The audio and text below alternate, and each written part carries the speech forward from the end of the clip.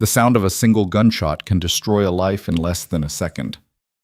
Eliza Hart learned that truth the hard way, standing over a dead man with a smoking pistol in her trembling hand, knowing the world would never ask why she pulled the trigger. They would only see what they wanted to see. A woman. A body. Guilt. Within hours, a price was nailed to every post in town. Within days, the noose was already being measured. This is her story. A story of survival, defiance, and the stranger who chose to believe her when no one else would. Stay with me until the end. Hit that like button and drop a comment with your city so I can see how far this story travels. The evening air in Coldwater Creek carried the smell of dust and whiskey, the kind of town where both were plentiful and mercy was not. The sun had dipped below the ridge, painting the sky in shades of copper and ash, and the saloon on Main Street pulsed with the rough laughter of men who worked hard and drank harder. Eliza Hart stood in the narrow alley behind the mercantile, her back pressed against the weathered wood, her breath coming in shallow gasps. Her hands were still shaking. They hadn't stopped shaking since she'd pulled the trigger. 3 hours ago. 3 hours since everything had changed. She could still hear the echo of the gunshot ringing in her ears, still see the look of shock frozen on Clayton Voss's face as he stumbled backward, blood blooming across his chest like a terrible flower. She hadn't meant to kill him, she'd only meant to stop him. But dead was dead, and intent didn't matter in a town owned by the Voss family. Eliza's fingers curled around the iron railing of the back stairs, her knuckles white. She could hear voices drifting from the main street, low, angry, growing louder. They were organizing. The marshal had wasted no time pinning a bounty notice to the courthouse door. $500 for the woman who murdered Clayton Voss. Dead or alive. She closed her eyes, forcing herself to breathe. Self-defense, she'd tried to tell them. He came at me.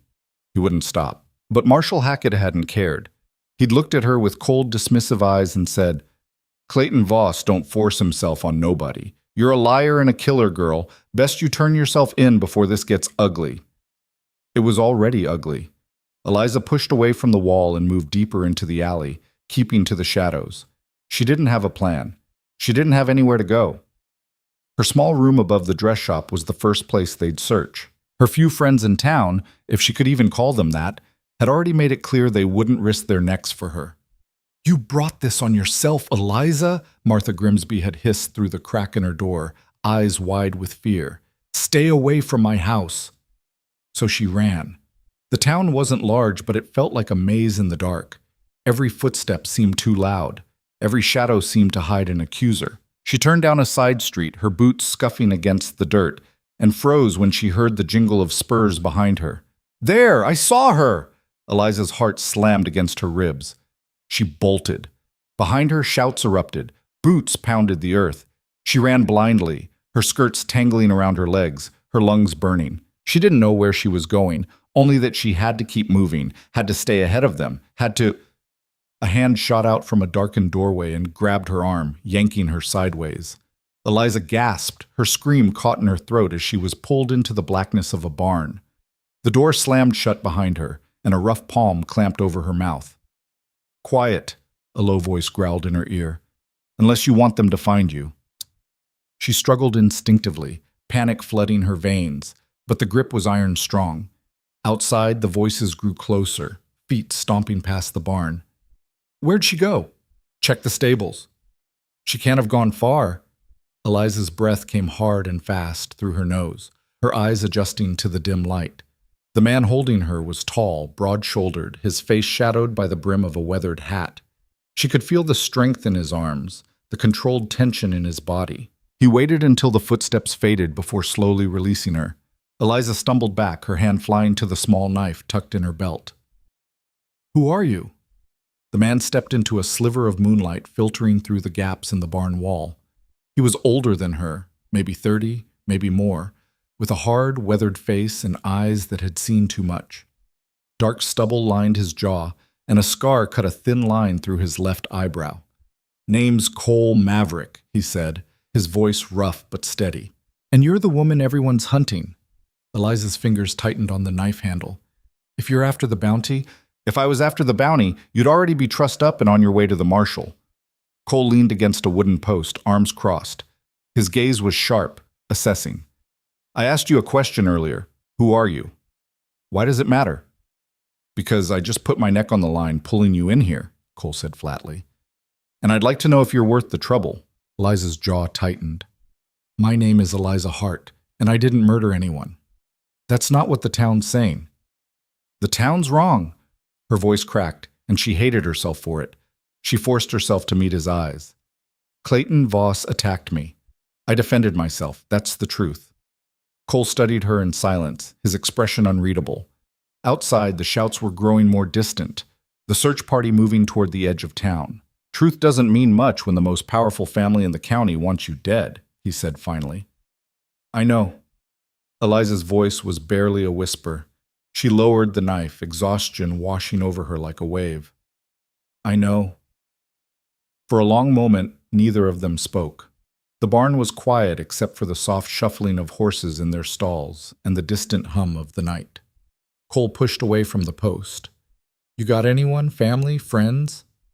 Eliza shook her head. Figured. He walked past her toward the back of the barn, his boots echoing on the hard-packed dirt. There's a loft up there. You can hide till morning, but after that, you're on your own. I'm not getting tangled up in this mess. Eliza stared at his back, something bitter rising in her throat.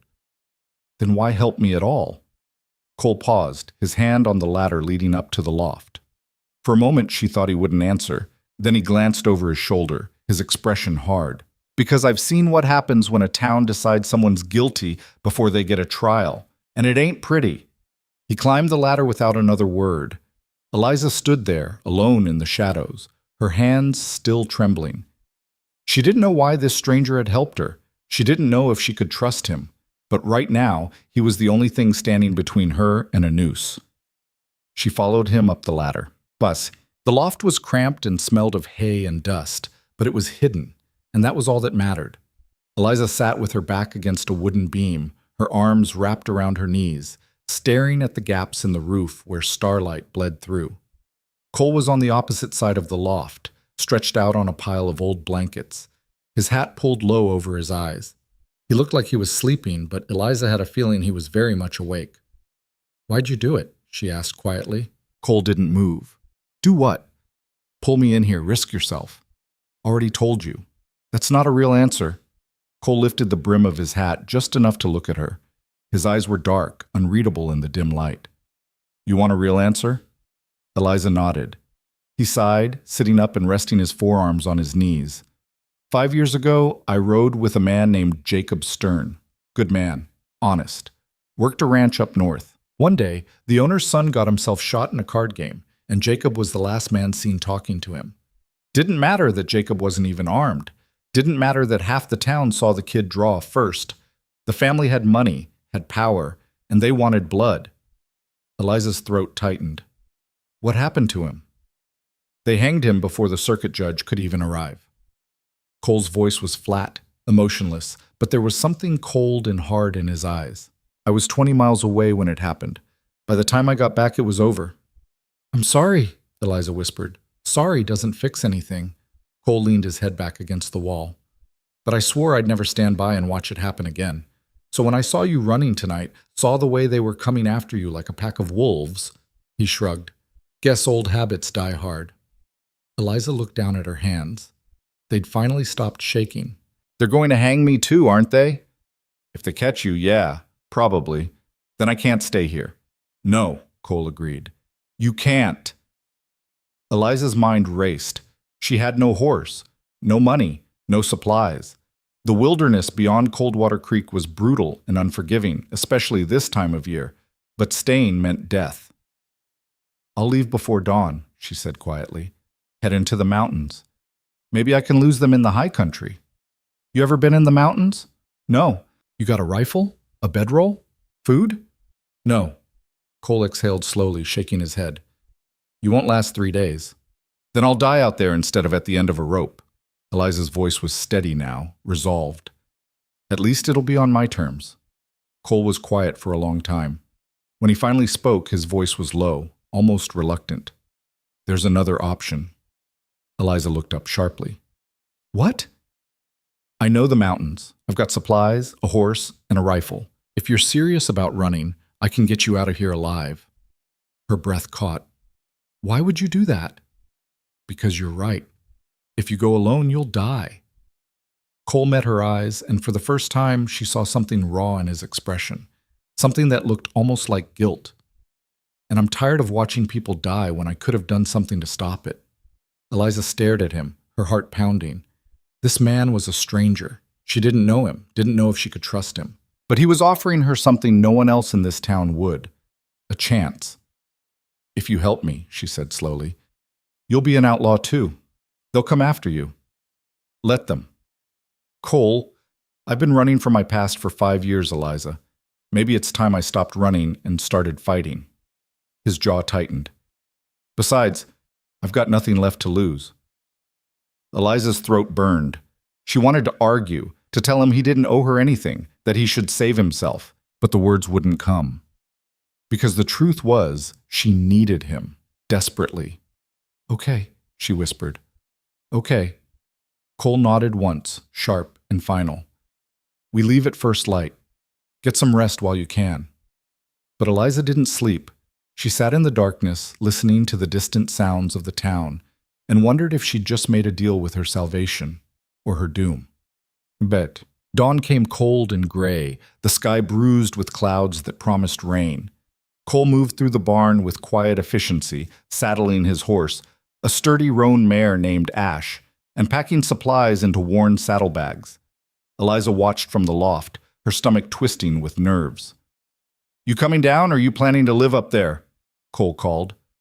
Eliza climbed down the ladder, her legs stiff from the sleepless night. Cole handed her a canteen and a piece of dried meat without a word. "Eat," he said. "It's going to be a long day." She forced herself to chew, though the food tasted like ash in her mouth. Outside, the town was waking up. She could hear the faint clatter of wagons, the low murmur of voices. "They'll be watching the roads," Cole said, checking the rifle strapped to Ash's saddle. "So we're not taking the roads." "Then how—" "There's an old mining trail that runs up into the ridges. It's overgrown, hard to follow, but it'll get us out of sight." He glanced at her. "You ever ridden double?" Eliza shook her head. "You're about to learn." Cole swung up into the saddle and offered her his hand. "Come on." She hesitated for only a second before taking his hand. His grip was strong, calloused, and he pulled her up behind him with ease. Eliza settled onto the horse's back, her arms wrapping instinctively around Cole's waist to keep from falling. "Hold tight," he said, "and don't make a sound." He nudged Ash forward, and they slipped out of the barn into the pale morning light. The world felt impossibly still. The streets were empty, but Eliza could feel eyes everywhere, behind curtains, in doorways, watching, waiting. Cole guided Ash through the back alleys, moving with the practiced ease of someone who knew how to disappear. They passed the edge of town without incident, the buildings giving way to open scrubland and scattered trees. And then, just as Eliza began to breathe again, a voice rang out behind them. "There! That's her!" Eliza's blood turned to ice. Cole cursed under his breath and kicked Ash into a gallop. The world exploded into motion. Hooves pounded the earth. Shouts erupted from the town. A gunshot cracked through the air, and Eliza flinched as the bullet whined past them. "Stay low!" Cole shouted. Eliza pressed herself against his back, her heart hammering so hard she thought it might burst. Another shot. Another. The sound of pursuit was deafening. Horses, men, the thunder of rage and greed. Cole didn't slow down. He drove Ash harder, veering off the main path and into the wild brush. Branches tore at Eliza's clothes, scraped her skin, but she didn't let go. Behind them, the voices were fading, but they weren't gone. Cole didn't stop until they'd climbed high into the hills, the town nothing but a smudge of smoke far below. He finally reined Ash to a halt in a dense thicket of pines, both of them breathing hard. Eliza slid off the horse, her legs nearly buckling beneath her.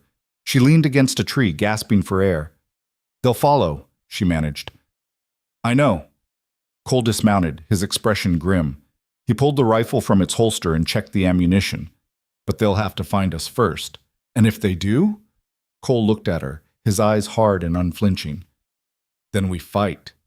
Eliza stared at him, this stranger who had risked everything for her, and felt something shift inside her chest, something fierce and desperate and unbreakable. She wasn't alone anymore, and she wasn't going to die without a fight. "Let's go," she said. Cole nodded, and together they disappeared into the mountains. But the wilderness was nothing like Eliza had imagined. It was vast and brutal, a world of stone and sky where the rules of civilization meant nothing. The higher they climbed, the colder it became, the air thinning until every breath felt like a knife in her lungs. Cole led the way, silent and focused, his eyes constantly scanning the terrain. Eliza followed, struggling to keep up, her body aching from the relentless pace. By midday, they'd reached a narrow canyon carved into the mountainside, its walls rising like the bones of some ancient giant. Cole dismounted and motioned for Eliza to do the same. "We'll rest here," he said, "just for a few minutes." Eliza sank onto a flat rock, her legs trembling. She watched as Cole moved through the canyon with practiced efficiency, checking for tracks, for signs of pursuit. He was different out here, she realized, sharper, more alive. "You've done this before," she said. Cole glanced at her. "Done what?" "Run.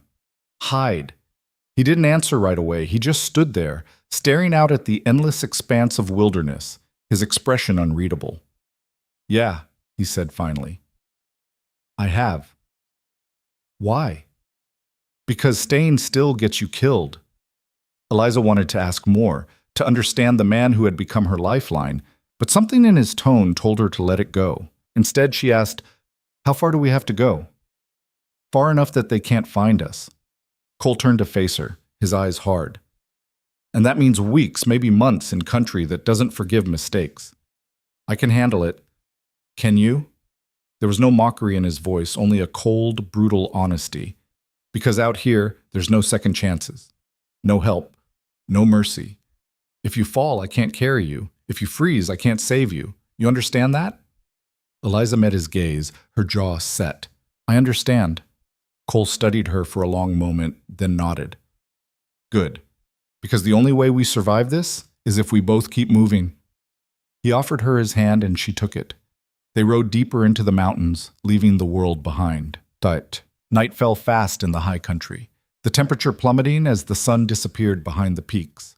Cole built a small fire in a sheltered hollow, the flames barely bright enough to cast shadows on the surrounding rocks. Eliza huddled close to the heat, her teeth chattering despite the blanket Cole had given her. He sat across from her, feeding small sticks into the fire, his face half hidden in shadow. "You should sleep," he said. "We've got a long day tomorrow." "I can't," Eliza admitted. "Every time I close my eyes, I see him, Clayton, the way he looked when he—" She trailed off, her voice breaking. Cole was quiet for a moment. "You said it was self-defense." "It was." Eliza's hands clenched into fists. "He cornered me in the storeroom, told me I owed him, told me I should be grateful for his attention. When I tried to leave, he grabbed me, and I just reacted. The gun was there on the shelf, and She shook her head, tears burning her eyes. "I didn't mean to kill him. I just wanted him to stop." Cole's expression didn't change, but something shifted in his eyes, something that looked almost like understanding. "The world doesn't care what you meant," he said quietly. "It only cares what you did." "I know." Eliza wiped at her eyes, angry at herself for crying. "I know." They sat in silence, the fire crackling between them. "For what it's worth," Cole said finally, "I believe you." Eliza looked up sharply. "Why?" "Because I've seen men like Clayton Voss before. Men who think they can take whatever they want because no one's ever told them no." His jaw tightened. "And I've seen what happens to the people who try to stop them." Something in his voice made Eliza's chest ache. "Is that what happened to Jacob? The man you told me about?" Cole didn't answer. He just stared into the fire, his face carved from stone. Eliza didn't push. She just pulled the blanket tighter around her shoulders and let the silence settle between them like a fragile truce. Eventually, exhaustion won. Her eyes grew heavy, and she drifted into a fitful sleep, the sound of the wind howling through the canyon like the voices of the damned. When she woke, the fire was nothing but embers, and Cole was standing at the edge of the hollow, rifle in hand, staring out into the darkness. "What is it?" Eliza whispered. "We're not alone," Cole said quietly. Eliza's heart stopped, and somewhere in the distance she heard the faint, unmistakable sound of hoofbeats. They were still being hunted. Cole's hand tightened on the rifle, his body absolutely still. The hoofbeats were distant but deliberate, echoing off the canyon walls in a rhythm that made Eliza's skin crawl. She pushed herself to her feet, her heart hammering against her ribs. "How many?" she whispered. "Can't tell yet." Cole's voice was barely audible. "Could be 2, could be 10. Eliza's mouth went dry. She scanned the darkness beyond their camp, seeing nothing but shadows and stone. The wind carried no voices, no shouts, just the steady, relentless sound of horses moving through the night. "What do we do?" Cole was already moving, kicking dirt over the dying embers, plunging them into complete darkness. "We leave. Now." They worked in silence, their movements quick and efficient, despite the terror coursing through Eliza's veins. Cole saddled Ash with practiced speed while Eliza gathered their few belongings, her hands shaking so badly she nearly dropped the canteen. The hoofbeats were getting closer. "Up!" Cole hissed, swinging into the saddle. He pulled Eliza up behind him, and she barely had time to grab hold before he urged Ash forward into the darkness. The mare moved carefully through the rocky terrain, her hooves finding purchase on ground Eliza couldn't even see. Cole guided her with an instinct born of years in the wilderness, threading between boulders and fallen trees like a ghost. Behind them, the hoofbeats stopped. Eliza held her breath, her arms locked around Cole's waist. The silence was somehow worse than the sound had been. It meant they were listening, searching, hunting. A voice cut through the darkness, rough and carrying. "We know you're out here, girl. Ain't no point in running." Eliza recognized that voice. Garrett Voss, Clayton's older brother, the man who'd stood in the marshal's office and sworn she'd hang before the week was out. "Make this easy on yourself," Garrett shouted. "Come on out, and maybe we'll make it quick." Laughter echoed from multiple directions. At least 4 men, maybe more. They'd spread out, forming a perimeter. Cole's jaw clenched, but he didn't respond. He kept Ash moving, slower now, each step deliberate and silent. They climbed higher, the ground growing steeper, the air thinner. A gunshot cracked through the night. Eliza flinched as the bullet struck stone somewhere to their left, sparks flying in the darkness. Ash whinnied, startled, but Cole held her steady. "Next one won't be a warning," Garrett called out. You hear me, Maverick?" "Yeah, we know who you are. Gonna hang right alongside her." Cole's shoulders tensed, but he didn't break his silence. He guided Ash around a massive boulder, using it as cover, and pushed deeper into the canyon. More shots rang out, wild and undirected, the sound bouncing off the rock walls until Eliza couldn't tell which direction they were coming from. She pressed her face against Cole's back, squeezing her eyes shut, waiting for the impact that would end everything. But it didn't come. Cole drove Ash harder, climbing a narrow trail that seemed to appear out of nowhere. The mare's breathing grew labored, her sides heaving, but she didn't falter. Behind them, the shouts were growing more distant, confused. They'd lost the trail in the darkness. Cole didn't slow down until they'd climbed high enough that the air burned in Eliza's lungs with every breath. He finally brought Ash to a halt in a crevice between 2 towering rock faces, dismounting quickly and pulling Eliza down beside him. "Stay quiet," he breathed, his lips close to her ear. "Don't move." They stood pressed against the cold stone, Ash between them, all 3 of them breathing hard. Below, Eliza could hear the searchers cursing, their horses struggling on the loose scree. "They went up." "Can't see a damn thing." "Then light a torch, you idiot." Minutes passed like hours. Eliza's legs trembled with exhaustion and fear, but she didn't move. Cole's hand found hers in the darkness, his grip steady and sure, and she held on like it was the only thing keeping her tethered to the earth. Eventually, the voices faded. The searchers retreated down the mountain, their curses echoing into silence, but Cole still didn't move. They stood there in the darkness for what felt like an eternity before he finally spoke. "They'll be back at first light," he said quietly, "soon as they can see the trail. Then we keep moving." "We can't, not in the dark. One wrong step up here, and we're both dead." Cole released her hand and turned to check Ash, running his hands over the mare's legs, feeling for injuries. "We're stuck until dawn." Eliza looked around at the narrow crevice that had become their prison. It was barely wide enough for the 3 of them, the walls pressing in from both sides. No fire, no warmth, no escape. They're going to find us, she whispered. Maybe. Cole straightened, his face invisible in the darkness. But not tonight. He was trying to reassure her, she knew. But they both understood the truth. They were trapped on a mountainside with armed men below and nothing but wilderness above. And when the sun rose, there would be nowhere left to hide. Eliza sank down onto the cold ground, her back against the stone, and pulled her knees to her chest. She was so tired she could barely think, but sleep felt impossible. Every sound made her jump. Every shadow seemed to move. Cole settled beside her, close enough that she could feel the warmth radiating from his body. "Get some rest," he said. "I'll keep watch. You need to sleep too." "I will. Later." "Cole, Eliza." His voice was firm but not unkind. "One of us needs to be alert, and you're dead on your feet." She wanted to argue, but her body was already betraying her, exhaustion pulling at her like weights.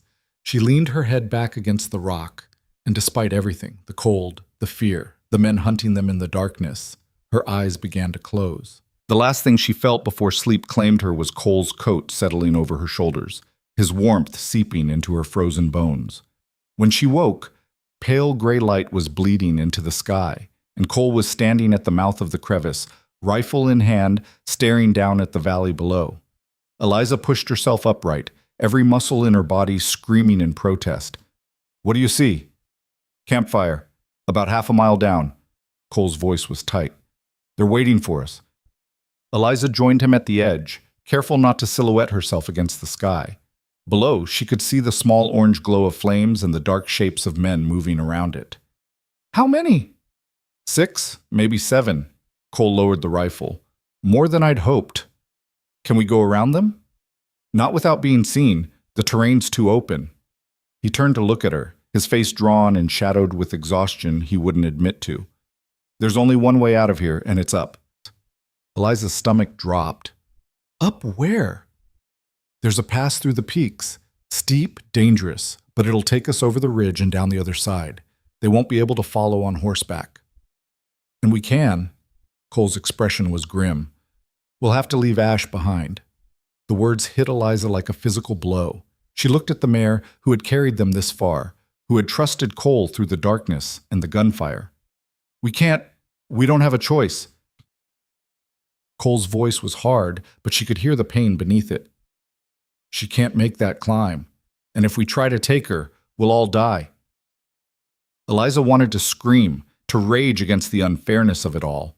But she knew he was right. She could see it in the set of his jaw, and the way his hand trembled slightly as he stroked Ash's neck.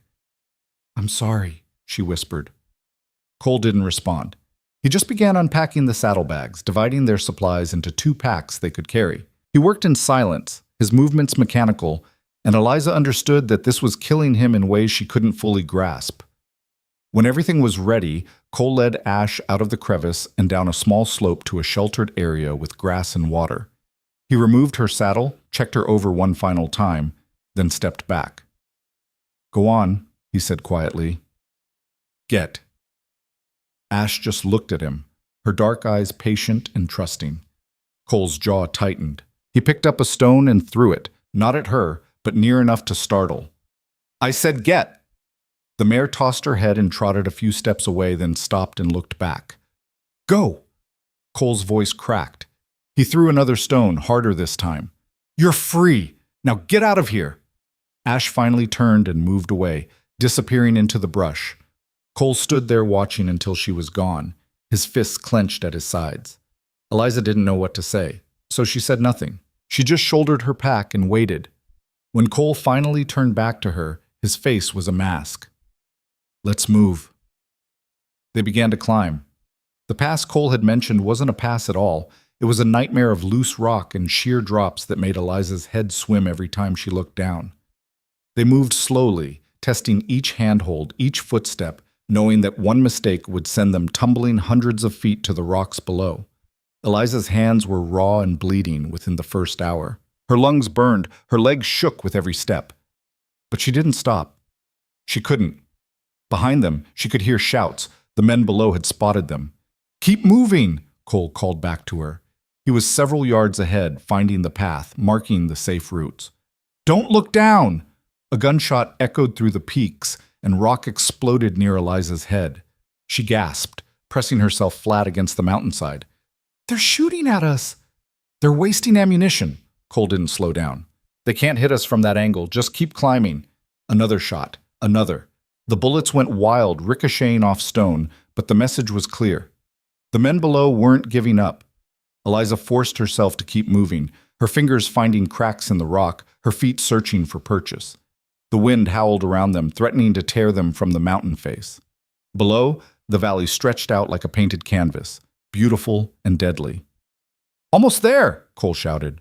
"Just a little further." Eliza looked up and saw the ridge above them, sharp and jagged against the pale sky. So close. Just another 20 feet, 15, 10. Her hand slipped. For one terrifying moment, she was falling, her fingers scrabbling at empty air, her body weight pulling her backward. Then Cole's hand shot out and grabbed her wrist, his grip like iron. "I've got you!" He hauled her up with strength that seemed impossible, pulling her onto the narrow ledge beside him. "I've got you." Eliza collapsed against the rock, gasping, her heart trying to beat its way out of her chest. Cole's hand was still wrapped around her wrist, holding on long after she was safe. "Thank you," she managed. Cole just nodded, his jaw tight. He released her slowly, then turned to survey their position. They were on the ridge now, the wind screaming around them, the world spread out in all directions. "We need to get down the other side," he said. "Now, before they find another way up." The descent was, if anything, worse than the climb. The western face of the mountain was steeper, more exposed, and covered in ice from the previous night's freeze. They slipped and slid more than they climbed, using roots and rocks to slow their descent. By the time they reached the tree line, Eliza was shaking so badly she could barely stand. Cole caught her as her legs gave out, lowering her gently to the ground. "We need to rest," he said, though he looked just as exhausted. "Just for a few minutes." Eliza nodded, unable to speak. She leaned against a tree, every part of her body screaming in pain. Her hands were bleeding, her clothes torn, her face scratched and raw from the wind. But they were alive, and for the moment, they were safe. Cole sank down beside her, his back against the tree, his rifle across his lap. For a long time, neither of them spoke. They just sat there, breathing, listening to the silence of the forest. "I don't know how much more of this I can take," Eliza admitted finally, her voice barely a whisper. Cole turned to look at her, his dark eyes steady. "Yes, you do." "How can you be so sure?" "Because you're still here." His voice was rough but certain. "Because you didn't quit on that mountain. Because when you fell, you didn't scream or freeze. You fought to hold on." He paused, something shifting in his expression. "You're stronger than you think, Eliza." She wanted to believe him, but all she felt was broken. "What if it's not enough?" she asked. "What if we run and they still catch us? What if—" "Then we deal with it when it happens." Cole's voice was firm. "But until then, we keep moving. We stay alive. That's all we can do." Eliza closed her eyes, fighting back tears. She'd never asked for any of this. She'd never wanted to be a killer, a fugitive, a woman running for her life through frozen mountains. But here she was. And the only thing standing between her and death was a man she barely knew, who had no reason to help her except that he'd chosen to. "Why are you really doing this?" she asked, opening her eyes to look at him. "And don't tell me it's because of Jacob. There's more to it than that." Cole was silent for a long moment, his gaze fixed on some distant point in the trees. When he finally spoke, his voice was low and raw. "Because I've spent 5 years running from my mistakes," he said. 5 years watching the world go by, never staying in one place long enough to matter, never letting anyone close enough to care. He looked at her then, and there was something haunted in his eyes. "I couldn't save Jacob, couldn't save a lot of people. But maybe I can save you." "Cole, you don't have to say anything." He pushed himself to his feet, offering her his hand.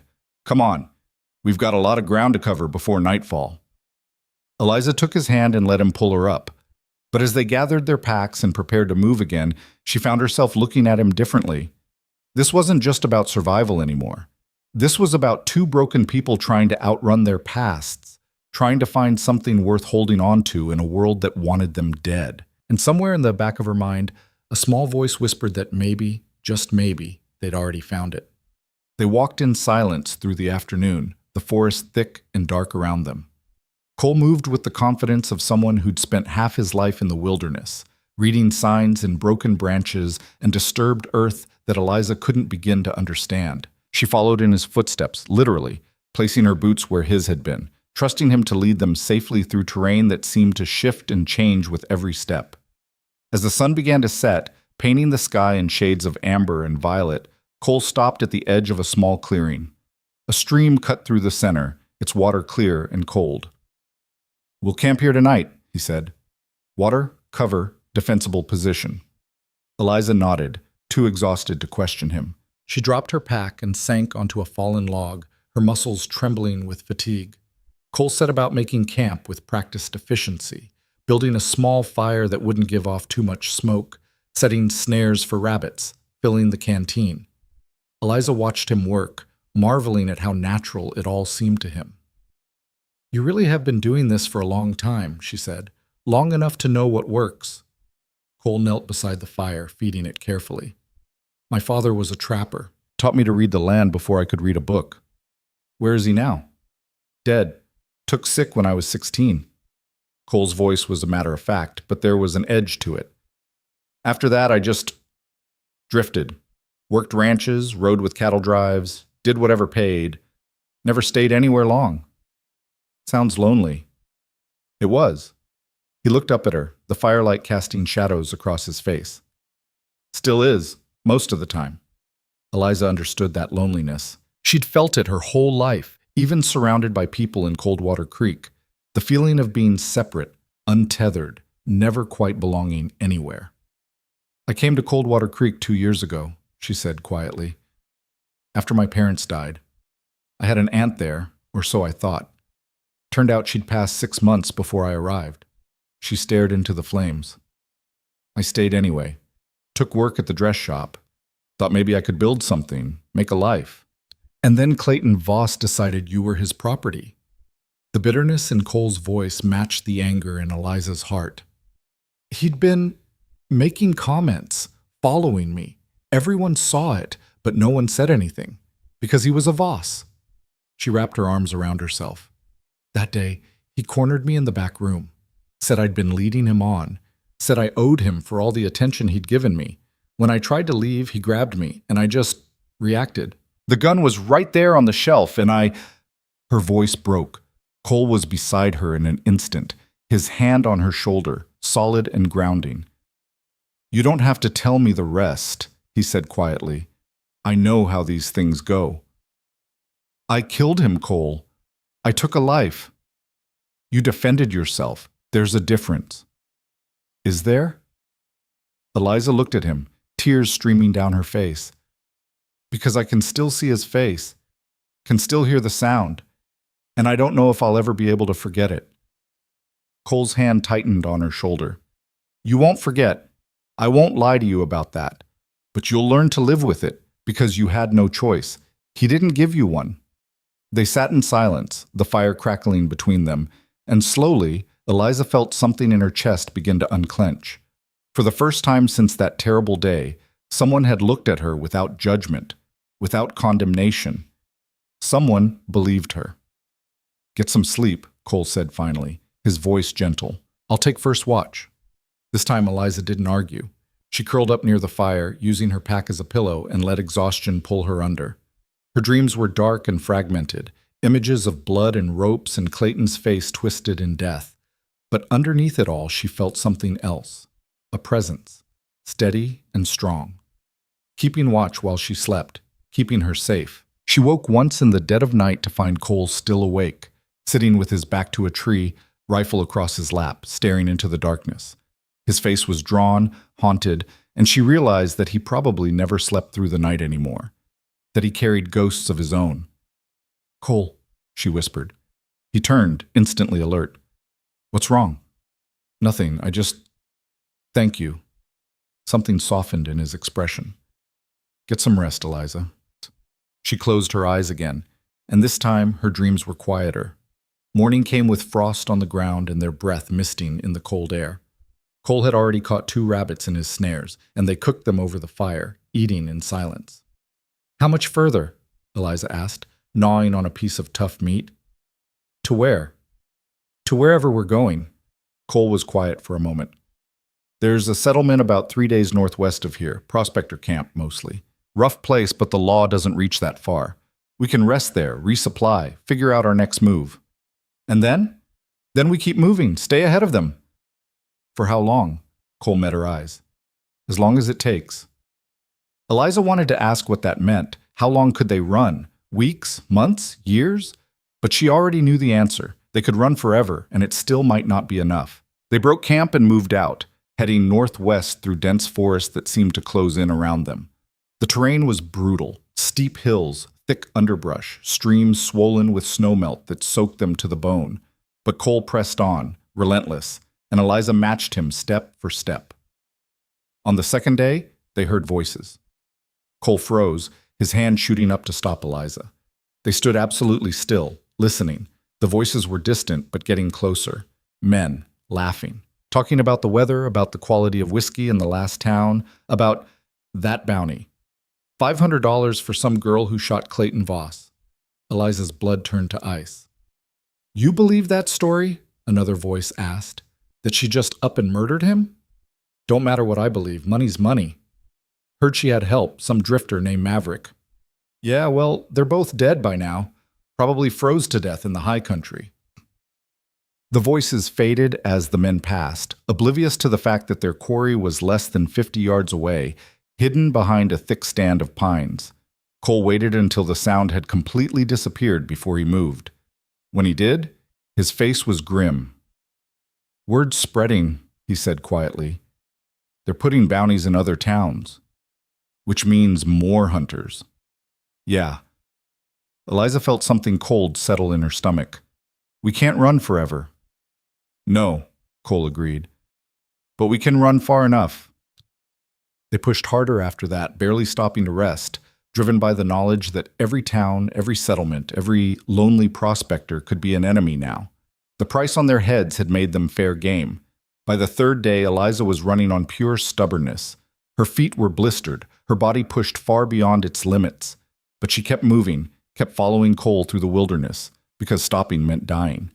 And she wasn't ready to die. As the sun began to set on the third day, Cole stopped at the crest of a hill and pointed down into the valley below.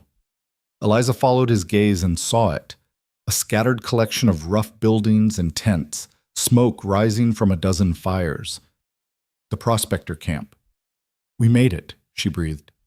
"We made it to the camp," Cole corrected, "but we're not safe yet. These men don't care about the law, but they sure as hell care about money. We keep our heads down, get what we need, and get out. Understood?" Eliza nodded. They descended into the valley as darkness fell, 2 more shadows in a place built on shadows. And as they walked into that rough, lawless place, Eliza realized that their journey was far from over. In fact, it had only just begun. The prospector camp smelled of mud, sweat, and desperation. Ramshackle buildings leaned against each other like drunks, their walls patched with whatever materials had been available: canvas, warped boards, sheets of rusted tin. Lanterns cast pools of yellow light onto muddy streets where men moved with the wary tension of people who'd learned to trust no one. Cole led Eliza through the maze of structures, keeping to the shadows, his hand never far from the rifle slung across his back. She followed close behind, her head down, trying to make herself invisible.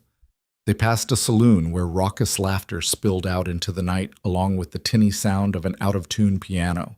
Men stumbled in and out, their faces rough and weathered, their eyes hard.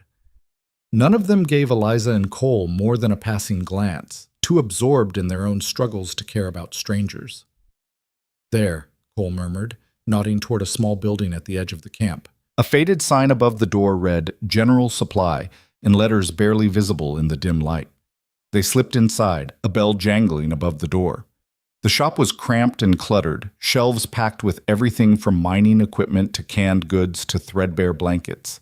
Behind a crude wooden counter stood a woman who looked to be in her 50s, her gray hair pulled back in a severe bun, her sharp eyes assessing them the moment they entered. "Help you?" she asked, her voice raspy from years of tobacco smoke. Need supplies, Cole said, keeping his voice neutral. Food, ammunition, blankets, whatever you can spare. The woman's gaze moved from Cole to Eliza, lingering just a moment too long. Eliza felt her stomach clench, but she kept her expression carefully blank. That'll cost you, the woman said finally, turning her attention back to Cole. Everything costs extra this far from civilization. I've got money. Cole pulled out a small leather pouch, the coins inside jingling softly. The woman's eyes gleamed. Let's see what I've got. While she moved around the shop gathering supplies, Eliza drifted toward the back, pretending to examine a stack of tin plates while her eyes scanned the rest of the space. In the corner, partially hidden behind a barrel, she spotted something that made her blood run cold. A wanted poster, her face staring back at her from the crude drawing, the words "Wanted for Murder" printed in bold letters across the top. She moved quickly to block it from view, her heart hammering. Had the shopkeeper seen it? Did she recognize Eliza from the drawing? This ought to do you, the woman said, setting several bundles on the counter. Dried meat, beans, coffee, hardtack, 2 boxes of ammunition, 3 blankets. She named a price that made Cole's jaw tighten, but he didn't argue. He counted out the coins and pushed them across the counter. The woman swept them into her apron pocket, then fixed Cole with a long look. You two running from something? Everyone here is running from something, Cole replied evenly. True enough. The woman's expression didn't change. But some are running harder than others. Some got prices on their heads. Eliza felt the world narrow to a single point. Cole's hand moved subtly toward his rifle. We're just passing through, he said, his voice low and dangerous. Looking for a quiet night's sleep, nothing more. The woman held his gaze for a long moment, then shrugged. Ain't my business what you've done or where you're going. This camp's built on people minding their own affairs. She paused. But you should know, bounty hunters came through here 2 days ago. Asking questions, showing pictures, offering shares to anyone who helped them track down a girl and a man. What did you tell them? Cole's voice was tight. Told them I hadn't seen nobody matching that description. The woman's expression softened just slightly. And I haven't. You understand? Cole studied her face, then nodded slowly. I understand. Thank you. Don't thank me. Just take your supplies and move on before sunrise. The less I know, the better I sleep. She gestured toward a back door. There's an old trapper's cabin about 2 miles north of here, up in the hills. Nobody uses it anymore. You could hole up there for a night or two without being seen. Why are you helping us? Eliza asked, unable to stop herself. The woman's eyes met hers, and something ancient and weary flickered in their depths. Because I was young once, and I know what it's like when the world decides you're guilty before you get a chance to speak. She turned away, busying herself with arranging items on a shelf. Now get out of here before someone else comes in. Cole gathered the supplies and jerked his head toward the back door. Eliza followed him out into the cold night, her mind reeling. They moved quickly through the camp, staying off the main paths, and headed north into the hills. The darkness was absolute, broken only by the distant glow of the camp behind them and the cold pinpricks of stars overhead. True to the shopkeeper's word, they found the cabin exactly where she'd said it would be. It was small and crude, more of a shack than a proper structure, but it had 4 walls and a roof that didn't leak too badly. Cole checked inside first, rifle ready, then nodded for Eliza to enter. The interior smelled of old wood and animal droppings, but it was shelter. Cole built a tiny fire in the stone hearth, just enough to take the edge off the cold, and they ate a meager meal of hardtack and dried meat in silence. That was too close, Eliza said finally, wrapping a blanket around her shoulders. Yeah. Cole stared into the fire, his expression troubled. If bounty hunters came through here 2 days ago, they could still be in the area. We need to move at first light. Where to? Further north, into the real wilderness, places where even bounty hunters won't want to follow. He looked at her. It's going to get harder, Eliza. A lot harder. I know. Do you? Cole's voice was sharp. We're talking about winter in the high country. Temperatures that can kill you in your sleep. Storms that last for days. No help, no shelter. Nothing but what we can carry on our backs. I know, Eliza repeated, meeting his eyes. But what choice do I have? Go back and hang? Cole was silent for a moment, then shook his head. No, you're right. There's no going back now. He paused. For either of us. The weight of those words settled over them like snow. They'd crossed a line together, stepped into a place where the normal rules didn't apply. They were outlaws now, both of them, bound together by circumstance and choice in equal measure. Tell me about the mountains, Eliza said softly. The places we're going. Cole leaned back against the wall, his eyes distant. There's a valley I know, high up in the peaks. So remote that most people don't even know it exists. My father took me there once when I was a boy. Said it was a place where a man could disappear completely, if he wanted to. Did you want to? Disappear? Sometimes. Cole's voice was quiet. Especially after Jacob died. I thought about just walking into the wilderness and never coming back, starting over where no one knew my name, my failures, my regrets. Why didn't you? Because running doesn't solve anything. It just postpones the reckoning. He looked at her. But this is different. You didn't do anything wrong, Eliza. You defended yourself, and I'll be damned if I let them hang you for it. Something in his voice made Eliza's throat tighten. You barely know me. I know enough. Cole's eyes held hers. I know you're stronger than you think, braver than you believe, and worth saving. The words hung in the air between them, fragile and powerful. Eliza felt tears prick her eyes, but she blinked them away. Get some sleep, Cole said, his voice returning to its usual gruffness. We've got a long day ahead tomorrow? But sleep was difficult to find. Eliza lay on the hard floor, wrapped in a thin blanket, listening to the wind howl outside and the crackle of the dying fire. Her mind wouldn't stop racing, turning over everything that had happened, everything that could still go wrong. She must have dozed eventually, because she woke to the sound of voices outside. Her eyes flew open. Across the cabin, Cole was already on his feet, rifle in hand, his finger pressed to his lips in a gesture of silence.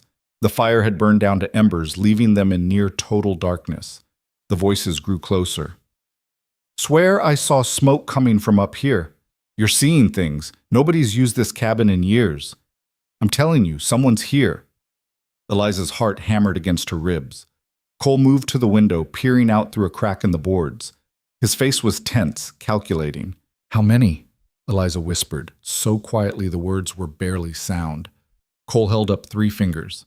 3 men. Probably the bounty hunters the shopkeeper had mentioned.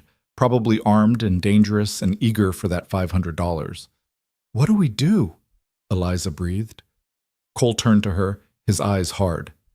We fight or we run. Your choice. It wasn't really a choice at all.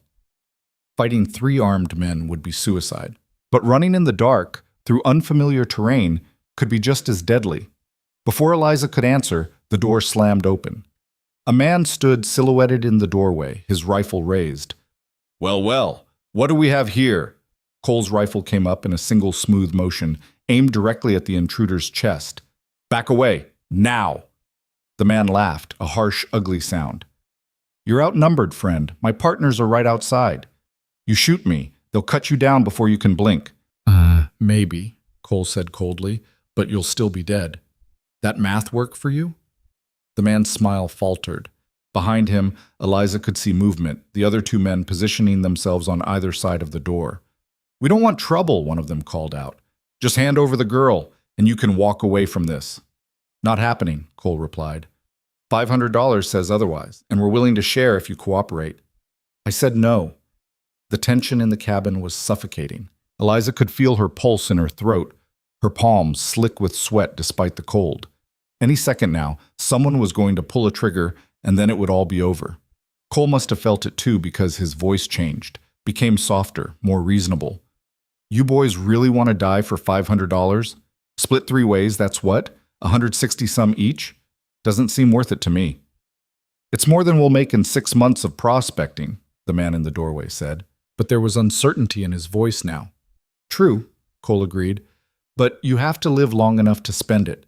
And I guarantee you, if this goes bad, at least one of you isn't walking away. He's bluffing, one of the men outside hissed. Am I? Cole's voice was deadly calm.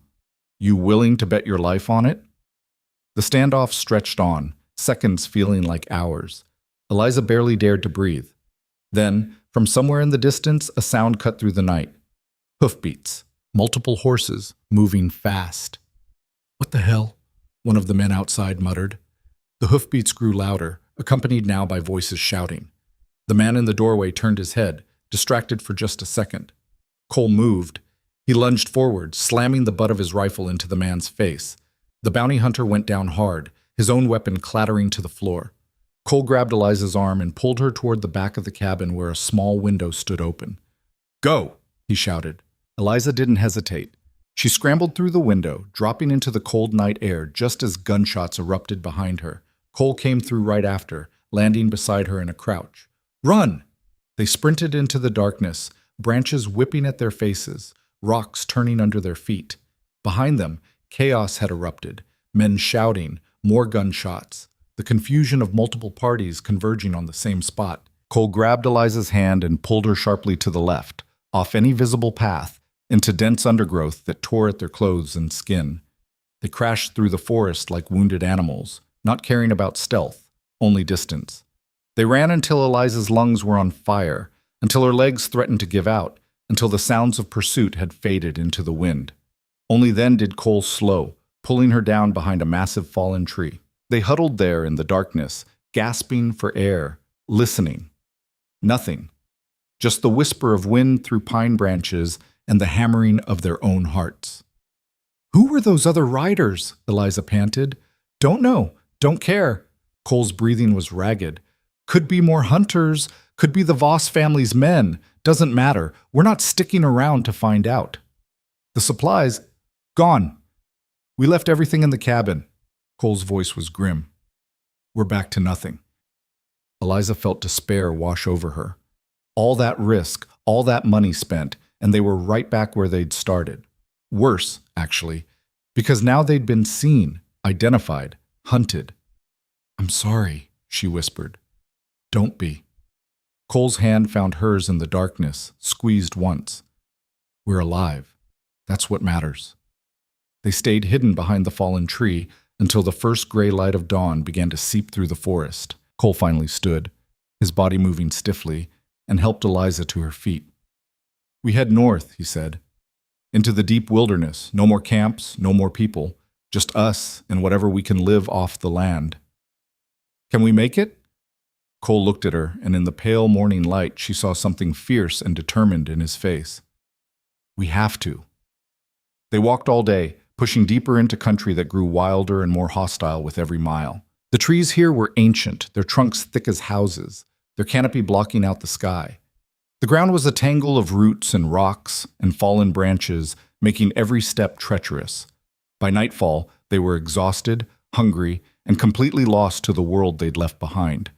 Cole found a small cave, little more than an overhang of rock, and they huddled inside while he worked to start a fire with flint and steel, his fingers clumsy with cold. When the flames finally caught, Eliza could have wept with relief. The warmth was small and fleeting, but it was something. "Tomorrow I'll set snares," Cole said, feeding tiny twigs into the fire. "See if I can catch us something to eat. There's a stream about half a mile back. Water won't be a problem." "And shelter?" "We'll find something or build something." He looked around at the cave. "This'll do for tonight." Eliza pulled her knees to her chest, trying to conserve warmth. "How long can we keep doing this?" "As long as we have to." "That's not an answer, Cole." He was quiet for a long time, staring into the flames. "I don't know, Eliza. I wish I did. But the truth is, I don't know how this ends. I just know we're not giving up." The word should have frightened her. They should have driven home just how desperate their situation was. Instead, they filled her with something that felt almost like hope. Because they weren't giving up. They were fighting. And as long as they kept fighting, there was still a chance. Over the next few weeks, they fell into a brutal routine. Cole would wake before dawn to check his snares and fish the icy streams. Eliza learned to gather whatever edible plants she could find, to build fires that wouldn't give off too much smoke, to read the sky for signs of coming storms. They moved constantly, never staying in one place more than a night or two, always pushing deeper into the mountains. The weather grew colder, the snow deeper. Some mornings, Eliza woke to find ice in her hair and frost on her eyelashes. But she didn't complain. Neither of them did. They simply endured because endurance was the only option left.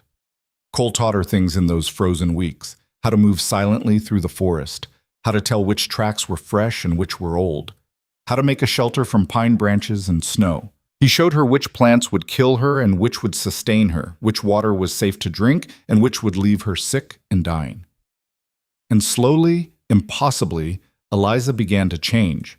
The soft, frightened girl who'd fled Coldwater Creek was hardening into something else, something stronger, more capable, more dangerous. She could see the change in Cole, too. The haunted look in his eyes was fading, replaced by a kind of fierce purpose.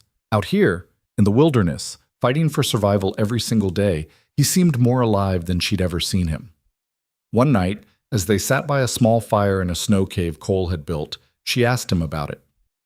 "You're different out here," she said. "Like, this is where you belong." Cole looked up from the rabbit he was skinning. "Maybe it is. I've spent more of my life in places like this than I ever did in towns." He paused. "There's a simplicity to it. Survive or die. No politics, no lies, no games. Just you and the land. Don't you ever miss it? Civilization?" "Sometimes. I miss hot meals and dry clothes and beds that don't freeze solid overnight." He smiled faintly. "But I don't miss the rest of it. The pretending, the expectations, the way people look at you when you don't fit into their neat little boxes." Eliza understood that feeling all too well. "I spent my whole life trying to fit in, trying to be what people expected.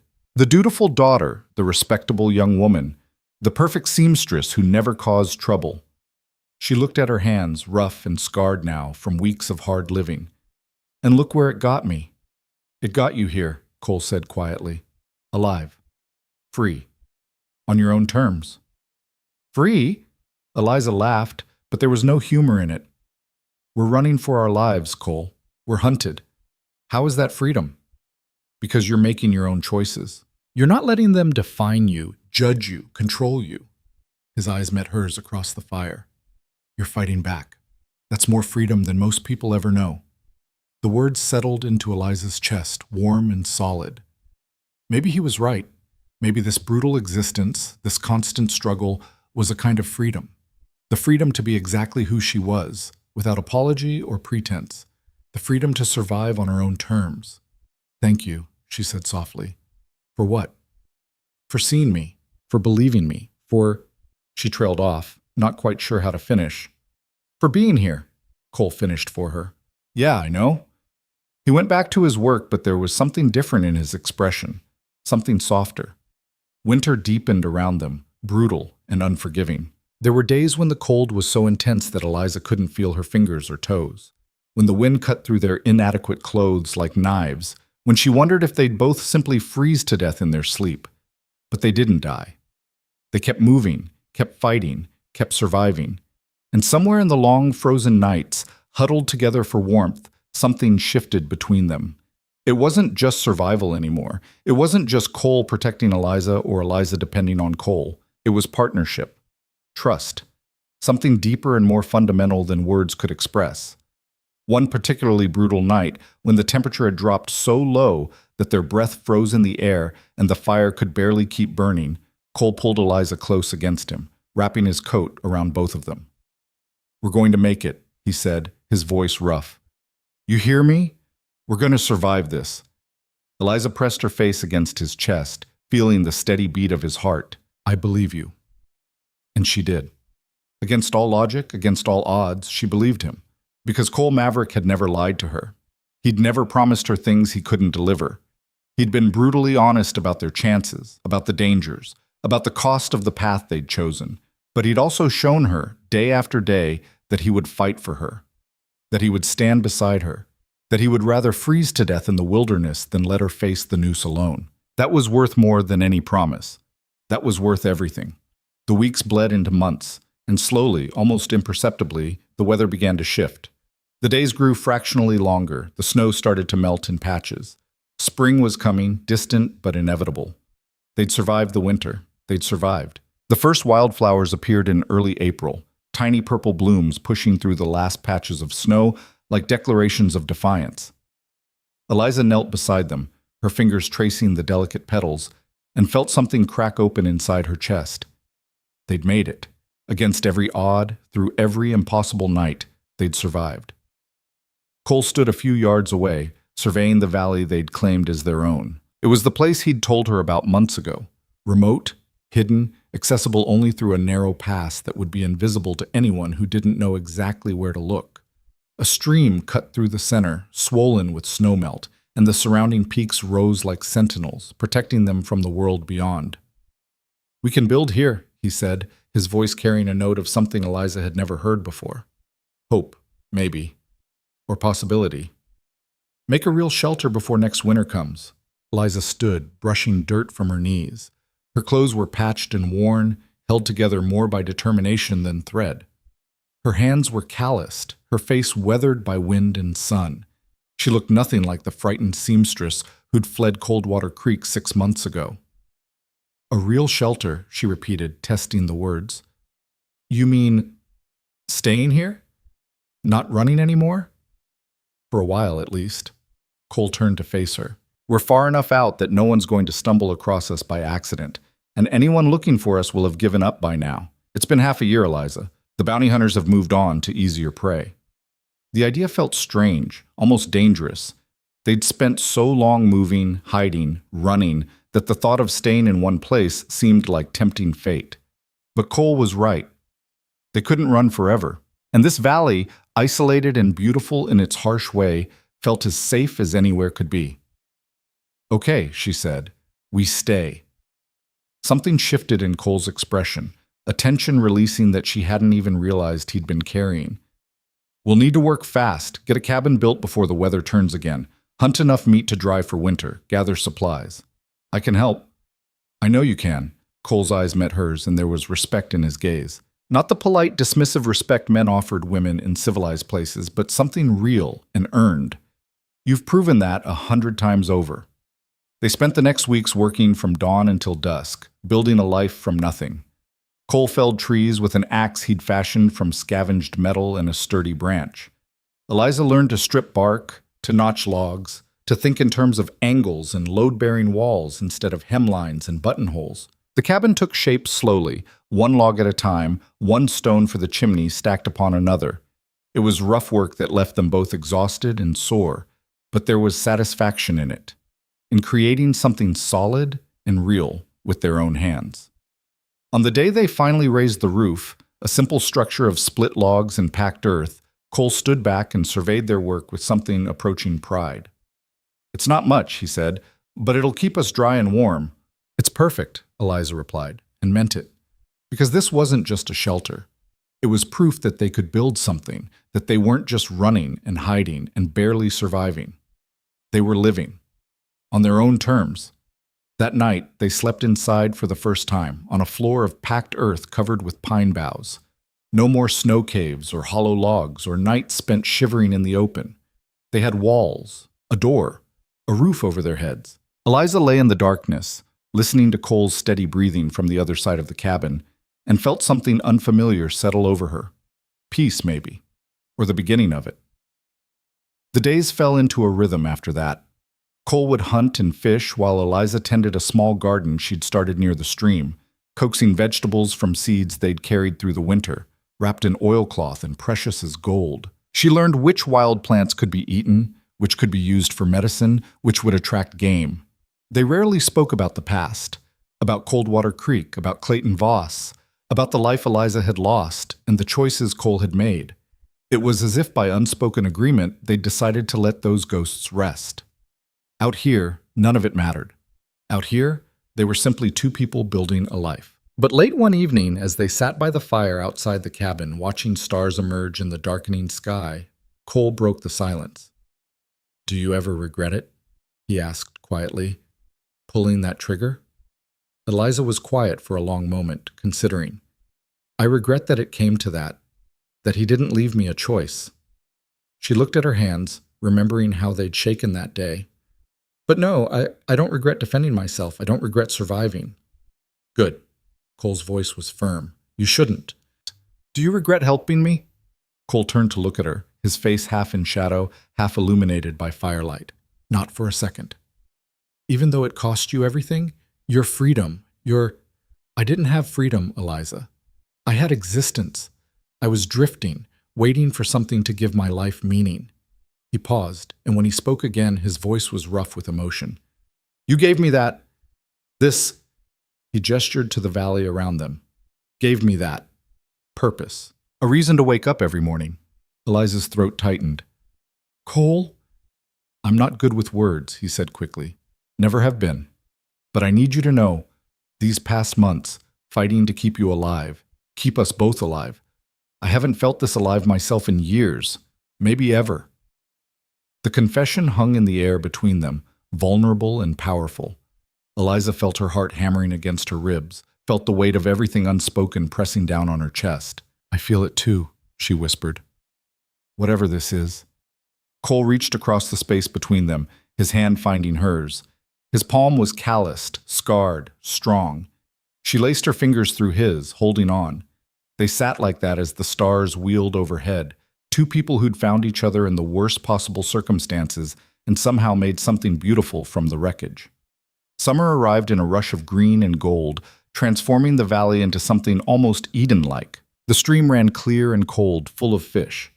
Game was plentiful. Eliza's garden flourished, producing more food than they could eat. For the first time since fleeing Coldwater Creek, they had enough. More than enough. They fell into an easy partnership, anticipating each other's needs without words, moving through their days with the comfortable rhythm of people who'd learned to trust completely. Cole would return from hunting to find Eliza had already started a fire and prepared the cooking stones.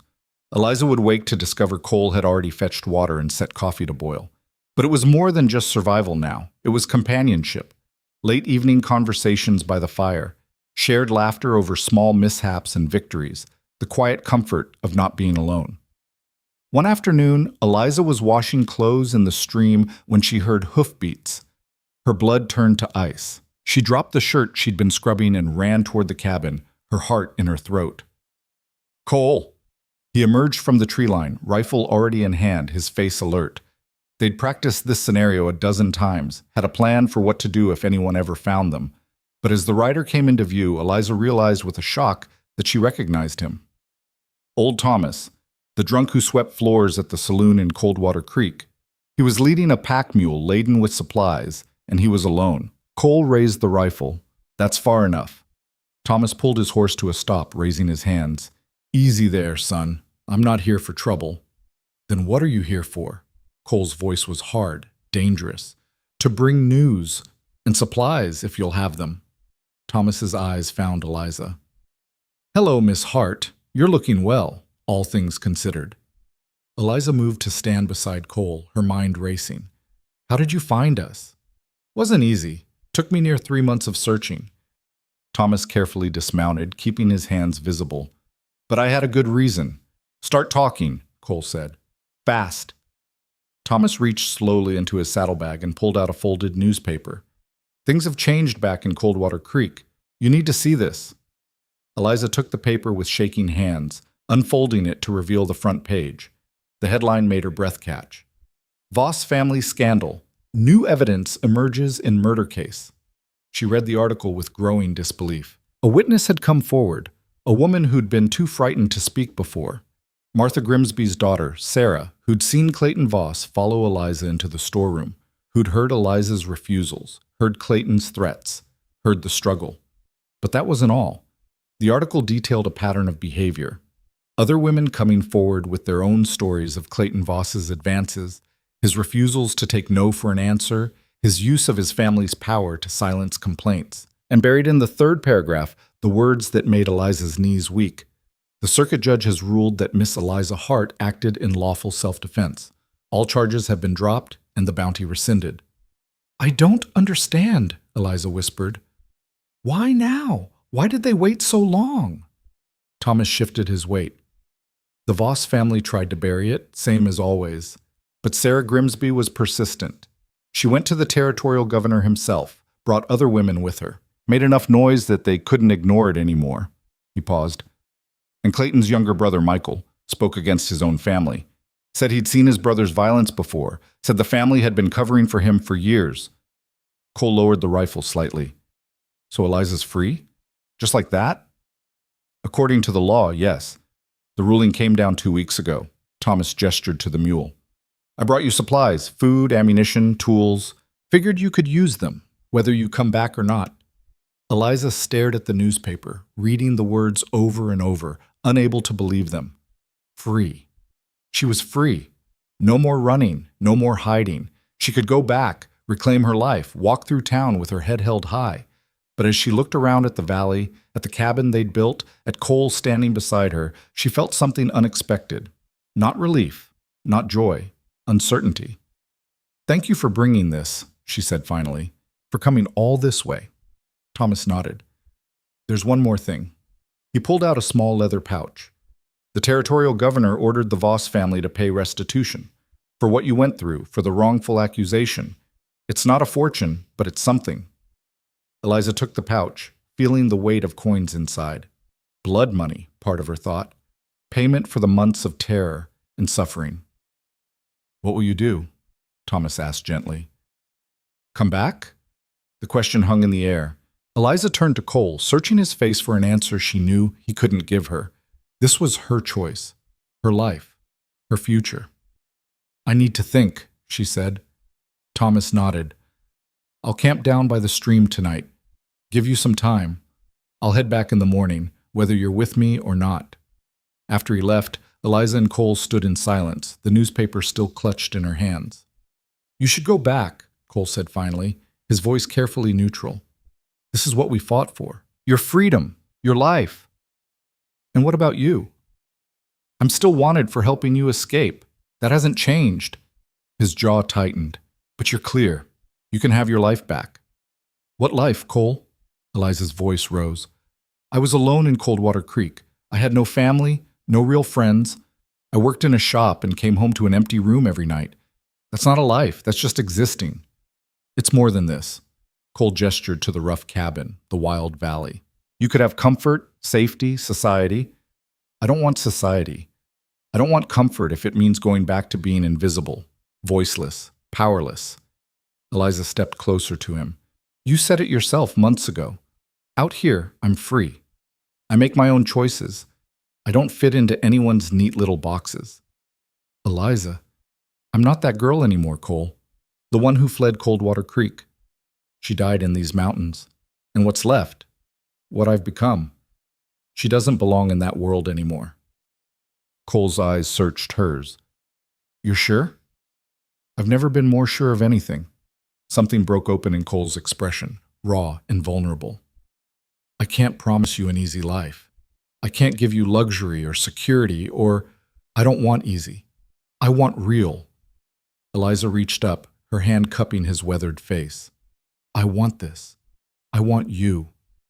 Cole's arms came around her, pulling her close, and for the first time in 6 months, Eliza felt truly, completely safe. Not because she was hidden or protected, but because she was exactly where she belonged. They stood like that as the sun set over the valley, two survivors holding on to each other and the life they'd built from nothing. In the morning, Thomas left alone, taking with him a letter from Eliza to Sarah Grimsby, thanking her for her courage and telling her not to worry. Eliza was safe. Eliza was happy. Eliza was free. The weeks that followed felt different somehow, lighter, as if a weight Eliza hadn't fully acknowledged had been lifted. She was no longer a fugitive, no longer running from justice or injustice. She was simply a woman who'd chosen to build a life in the wilderness with a man who'd proven himself worthy of her trust. They expanded the cabin, adding a small room for storage and a better chimney that drew smoke more efficiently. Cole built a smokehouse for preserving meat and a small barn for the horses Thomas had left them, a gift from the territorial governor, apparently, along with the restitution money. Eliza used some of that money to buy supplies from the occasional trader who passed through the region, seeds for the garden, tools, fabric for making proper clothes, books, because she missed reading and Cole had admitted he'd never learned how. On long summer evenings, she taught him, patient and encouraging as he struggled through simple sentences. And in return, he taught her things no finishing school would ever cover. How to track a deer, how to shoot straight, how to read the weather in the shape of clouds and the behavior of birds. They became partners in every sense of the word. Equal, balanced, neither dependent nor independent, but something in between that felt right and true. One evening, as they sat on the porch Cole had built onto the front of the cabin, watching the sun paint the sky in shades of orange and pink, Eliza voiced something she'd been thinking about for weeks. "Do you think we'll always be alone out here?" Cole considered the question. "Maybe. Maybe not.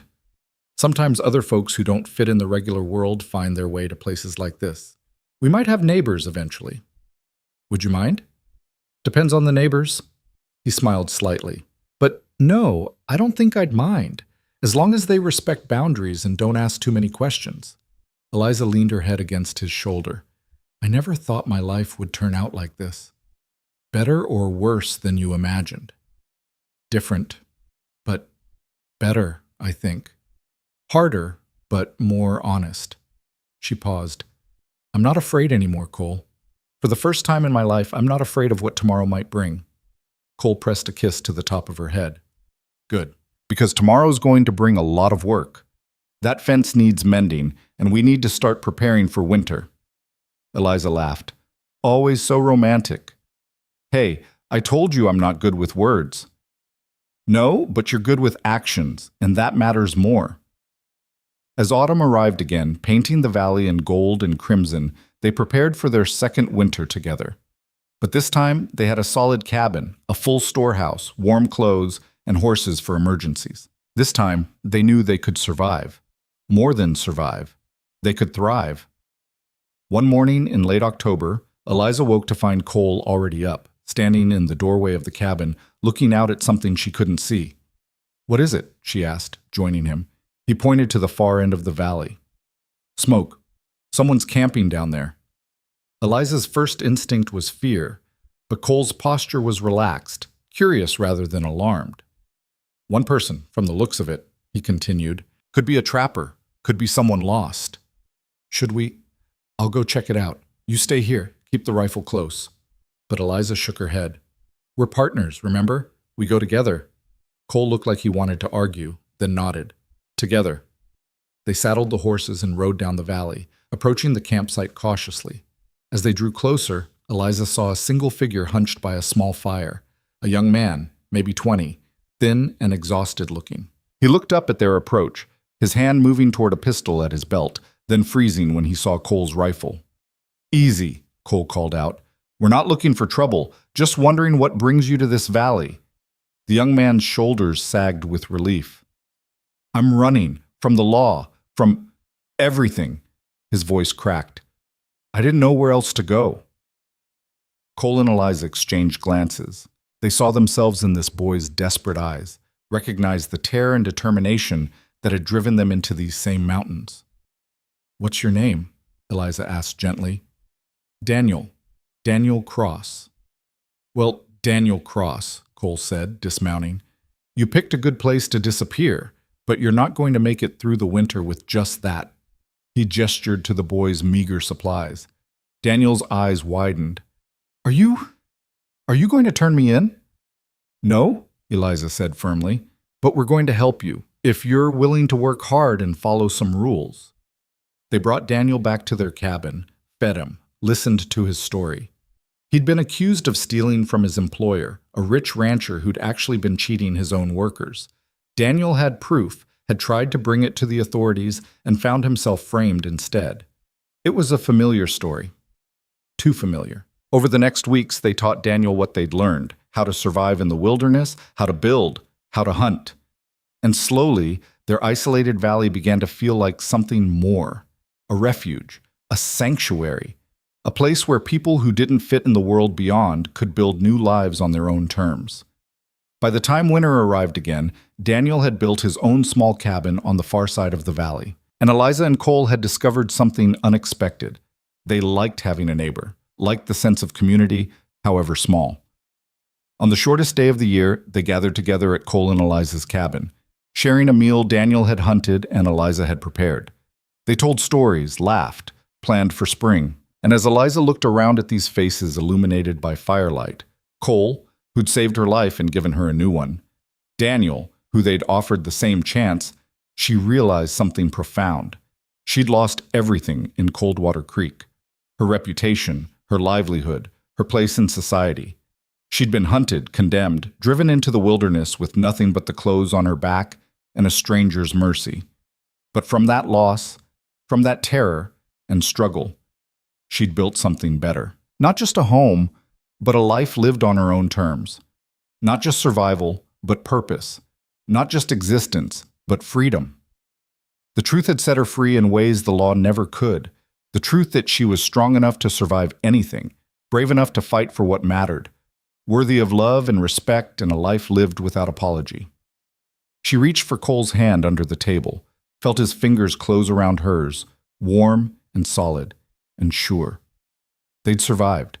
They'd built a life. And whatever came next, they'd face it together. The valley had become their home. And home was no longer a place defined by walls and streets and society's expectations. Home was wherever they chose to make it, wherever they stood together, unbroken and unafraid, writing their own story in defiance of everyone who'd tried to write it for them. Spring returned to the valley with an intensity that felt almost celebratory, as if the land itself was rejoicing in their survival. Wildflowers carpeted the meadows in waves of purple and yellow, and the stream ran so full and clear it seemed to sing. Eliza stood in the doorway of the cabin she and Cole had built, watching the morning light spill over the peaks, and felt something she'd never quite experienced before, contentment so deep it bordered on peace. 2 years had passed since that gunshot in Coldwater Creek. 2 years since she'd become a fugitive, a survivor, a woman transformed by wilderness and hardship into something stronger than she'd ever imagined possible. Behind her, she heard Cole moving around inside, stoking the fire, preparing coffee in the battered pot they'd traded for last fall. The familiar sounds of their morning routine wrapped around her like a warm blanket. "You're up early," Cole said, coming to stand beside her. He handed her a tin cup filled with black coffee, steam curling into the cool air. "Couldn't sleep. Too much on my mind." Cole's expression shifted to concern. "What's wrong?" "Nothing's wrong. That's just it." Eliza turned to face him. "Everything's right, and it scares me sometimes, how right it feels. Like maybe it's too good to last." Cole was quiet for a moment, his dark eyes thoughtful. "I used to think that way. After everything I'd lost, everything I'd failed to protect, I kept waiting for the other boot to drop." He reached out, tucking a strand of hair behind her ear. "But maybe we've paid our dues already. Maybe we've earned this." Before Eliza could respond, they heard the sound of hoofbeats approaching from the valley entrance. Multiple horses, moving at a steady pace. Cole's hand went automatically to his rifle, but there was no alarm in his face. Visitors weren't uncommon anymore. Over the past year, their hidden valley had become something of a sanctuary for others like them. People running from injustice, from false accusations, from lives that had become unbearable through no fault of their own. Daniel had been the first, but others had followed. A widow fleeing her dead husband's debts. A former slave who'd fought for his freedom and been hunted for it. A young woman who'd refused an arranged marriage to a violent man. They'd built a small community, scattered throughout the valley in rough cabins and tents, bound together by the understanding that here, the past didn't matter. Only who you were now, how hard you worked, whether you pulled your weight and respected others' space. As the riders came into view, Eliza recognized old Thomas again, but this time he wasn't alone. Beside him rode a woman in her 50s, well-dressed but travel-worn, and a younger man who looked official in his pressed clothes and careful bearing. Cole stepped forward, rifle held loosely but ready. "Thomas, been a while." "Nearly a year," Thomas agreed, dismounting with a grunt. "And I wouldn't have made the trip again if it wasn't important." He gestured to his companions. "This is Margaret Thornton from the Territorial Women's League, and Mr. Henry Walsh, assistant to the territorial governor." The formality of the introductions made Eliza's stomach tighten. This wasn't a social call. Walsh stepped forward, removing his hat respectfully. "Miss Hart, Mr. Maverick, I apologize for the intrusion, but we have matters to discuss that couldn't be handled by letter." "We don't get mail out here," Cole said flatly. "And we're not looking to change that." "I understand your caution," Walsh said, "but I promise you, we're not here to cause trouble. Quite the opposite, in fact." Margaret Thornton moved forward, her eyes on Eliza. "Miss Hart, I've been working with Sarah Grimsby and the other women who came forward after your case. We've been pushing for changes in the territorial laws regarding women's rights to self-defense. She paused. Your case became something of a rallying point, a symbol of what happens when women aren't believed, aren't protected. Eliza felt uncomfortable with the attention. I didn't ask to be a symbol. No one ever does, Margaret replied gently. But sometimes our stories become bigger than ourselves. The territorial legislature has passed new protections for women, better laws, better enforcement, and the governor wants to formally apologize to you for what you endured. An apology, Cole said, his voice edged with bitterness. That's what you came all this way to deliver? Walsh cleared his throat. Not just an apology. The governor is prepared to offer substantial compensation for the wrongful accusation and the months you spent as a fugitive. Additionally, he's willing to grant you both a full pardon and legal claim to this land. He gestured to the valley around them. 500 acres titled in your names, with protection from any future territorial claims. Eliza felt the world tilt slightly. You're offering us this land? You've made something remarkable here, Margaret said. Thomas told us about the community you've built. People helping each other, surviving together. It's exactly the kind of settlement the territory needs. We're not looking to become a town, Cole said sharply. We came out here to get away from all that. And you can continue to do so, Walsh assured him. This isn't about bringing civilization to your doorstep. It's about protecting what you've already built. Right now, this land is unclaimed territory. Any prospector, any rancher, any railroad company could stake a claim and push you out. But with a legal title, you'd be protected. Cole and Eliza exchanged glances. She could see the conflict in his eyes, the instinct to reject anything connected to the government that had failed them both, warring with the practical understanding that Walsh was right. We need to think about this, Eliza said finally, and talk to the others who live here. This isn't just our decision. Margaret nodded approvingly. Of course, we'll make camp down by the stream, give you time. But Miss Hart, there's one more thing. She reached into her saddlebag and pulled out a leather-bound book. Sarah Grimsby wanted you to have this. She's been documenting the stories of women who face similar situations. She hopes you might add your own, in your own words. Not for publication if you don't want, but for the record, so other women know they're not alone. Eliza took the book, feeling the weight of it in her hands. Inside were pages and pages of handwritten accounts, stories of survival, resistance, courage in the face of impossible odds. She opened it carefully, her eyes scanning the first few entries. One woman had fought off an attacker and been charged with assault. Another had fled an abusive marriage and lost custody of her children. Story after story of women who'd been punished for trying to protect themselves, for daring to say no, for refusing to be victims. There are dozens of them, Margaret said quietly, and more coming forward every day. Your case opened a door, Miss Hart. Women are finally finding the courage to speak their truths. Eliza's hands trembled slightly as she closed the book. I'll think about it, she said quietly. After the visitors settled in to wait, Cole and Eliza gathered the community together in the central clearing they used for meetings. Daniel was there, now a capable hunter and builder in his own right, his youthful desperation replaced by quiet confidence. Marie, the widow, had learned to track game as well as any man, her grief channeled into fierce independence. Samuel, the former slave, whose knowledge of plant medicine had saved more than one person from serious illness. Young Rebecca, who'd fled that arranged marriage and found her strength working the land alongside the others. 10 people in total now called the valley home. 10 souls who'd found refuge when the world beyond had offered only judgment and pain.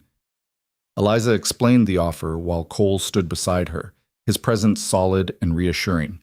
When she finished, the group fell silent, processing the implications. Legal title means safety, Daniel said finally, means no one can run us off. I've been thinking about that a lot lately. What happens if someone discovers this place and decides they want it more than we do? It also means being on official maps, Samuel countered, his voice carrying the weight of someone who'd learned to distrust official anything. Means people knowing we're here. Some of us might not want that kind of attention. Some of us can't afford it. I don't trust any government official, Marie said bluntly. They talk pretty now, offer compensation and apologies. But what happens when they decide we're an inconvenience? When they want this land for a railroad or a mine? She's right, Rebecca added, her arms crossed defensively. We built this place to be free from their rules and judgments. Taking their offer feels like inviting them back into our lives. The debate continued, voices rising and falling, fears and hopes laid bare. Eliza listened to all of it, understanding the weight of what they were deciding. This wasn't just about land titles and legal protections. It was about trust, about whether they could accept help from the same system that had failed them all so catastrophically. Cole spoke up, his voice carrying across the clearing. I've spent most of my life running from the law, from society, from anything that tried to pin me down. And I'd be lying if I said I trusted these people any more than you do. He paused, looking at each person in turn. But I also know that sometimes you have to take calculated risks. We're vulnerable out here without legal protection. One determined rancher, one mining company, one group of men with guns and greed, and everything we've built could disappear. What do you think, Eliza? Samuel asked. You're the one who started all this. Whether you meant to or not, your judgment matters here. Eliza considered carefully before speaking. The weight of their collective gaze pressed on her, but it didn't feel burdensome. It felt like trust, like respect earned through shared hardship. I think we should accept the land title, but make it clear we're not interested in becoming an official settlement, she said slowly. We keep living the way we have been, our own rules, our own governance, our own way of deciding what's right and wrong. The title just protects us from outside interference. She paused. As for the compensation money, I think we should split it equally among everyone here. Use it to buy supplies, improve our homes, prepare for harder times. This community saved my life as much as Cole did. You all deserve to share in whatever comes from that. The discussion continued for another hour, every voice heard, every concern addressed. In the end, the vote was unanimous.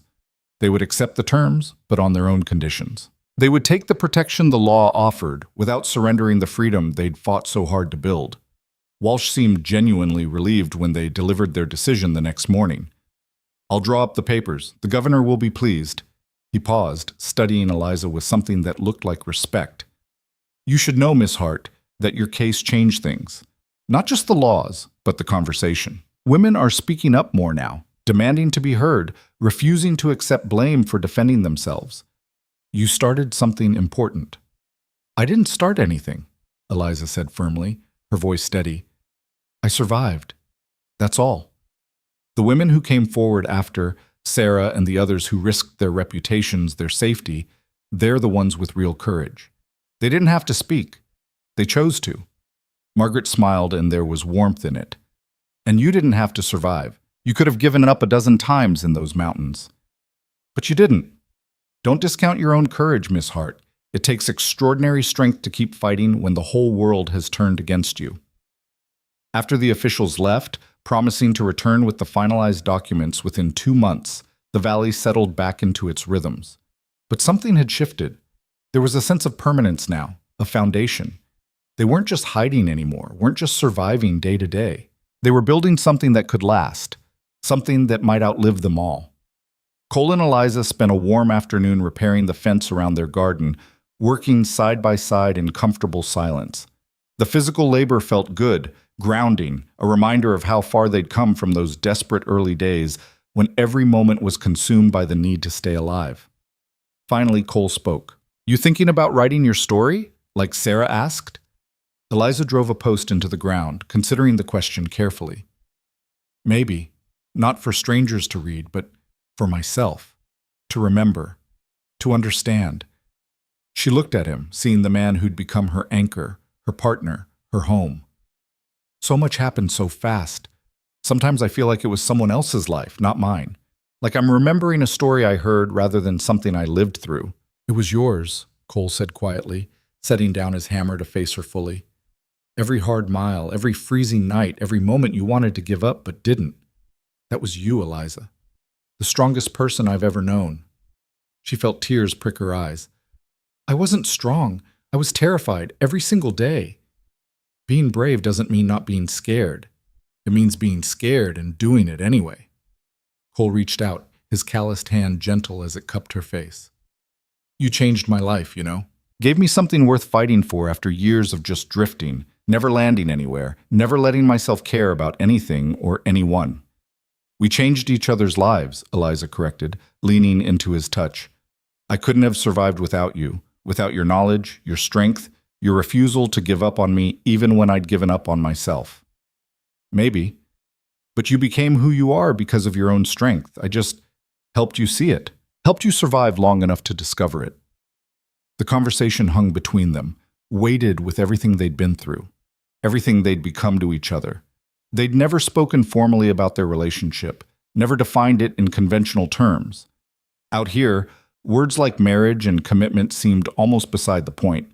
What they had was deeper than any ceremony could make it, a bond forged in survival, tempered by trust, strengthened by choice renewed every single day. But as Eliza looked at Cole in the afternoon sunlight, his face weathered and scarred but more dear to her than anything in the world, she found herself wanting to mark it somehow, to acknowledge it out loud. "I love you," she said simply. "I don't think I've ever said it directly, but I do. I love you, Cole Maverick. I love your strength and your kindness and the way you see people for who they really are, not who the world says they should be." Something blazed in Cole's eyes, surprise, joy, vulnerability, all at once. "I love you too. Have for a long time. Probably since that first night in the barn when you looked at me with those terrified eyes and still managed to demand answers." He pulled her close, his arms wrapping around her with a tenderness that belied his rough exterior. "Didn't think I had the right to say it, after dragging you into this life, after everything you lost because of me. You didn't drag me anywhere. I chose this. I chose you." Eliza pressed her face against his chest, feeling the steady beat of his heart. "And I'd choose it again every single time. This life, hard as it is more real than anything I had before. More honest, more mine." Cole held her there in the garden they'd planted together, surrounded by the life they'd built from ashes and snow and sheer stubborn refusal to give up. And for a moment, the world narrowed to just the two of them, two survivors who'd found each other in the darkness and chosen to build something beautiful in the light. The weeks passed in a blur of work and preparation. The community thrived, each person finding their place, contributing their skills. They built a common storehouse for shared supplies, pooling resources so that everyone had enough, even in lean times. Rebecca started a small school where she taught reading and writing to anyone interested, using books they'd slowly accumulated through trade. Samuel created a medicinal garden, carefully cultivating plants he'd identified in the wild, preparing remedies for common ailments. Marie organized hunting parties, her knowledge of the land now rivaling Cole's.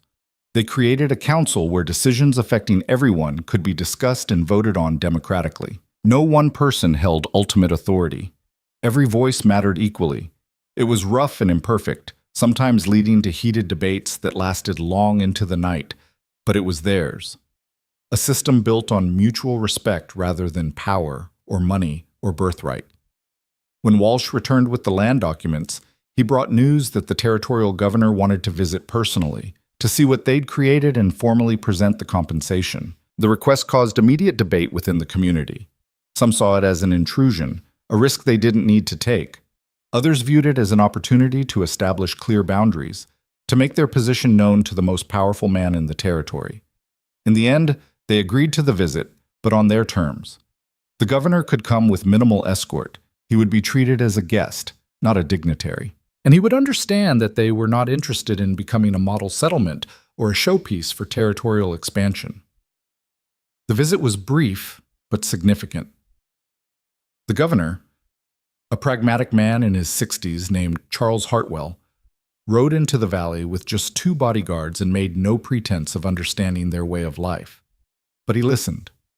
He walked through the valley, saw the cabins they'd built, the gardens they tended, the way they'd organized themselves. And when he spoke to the assembled community, there was genuine respect in his voice.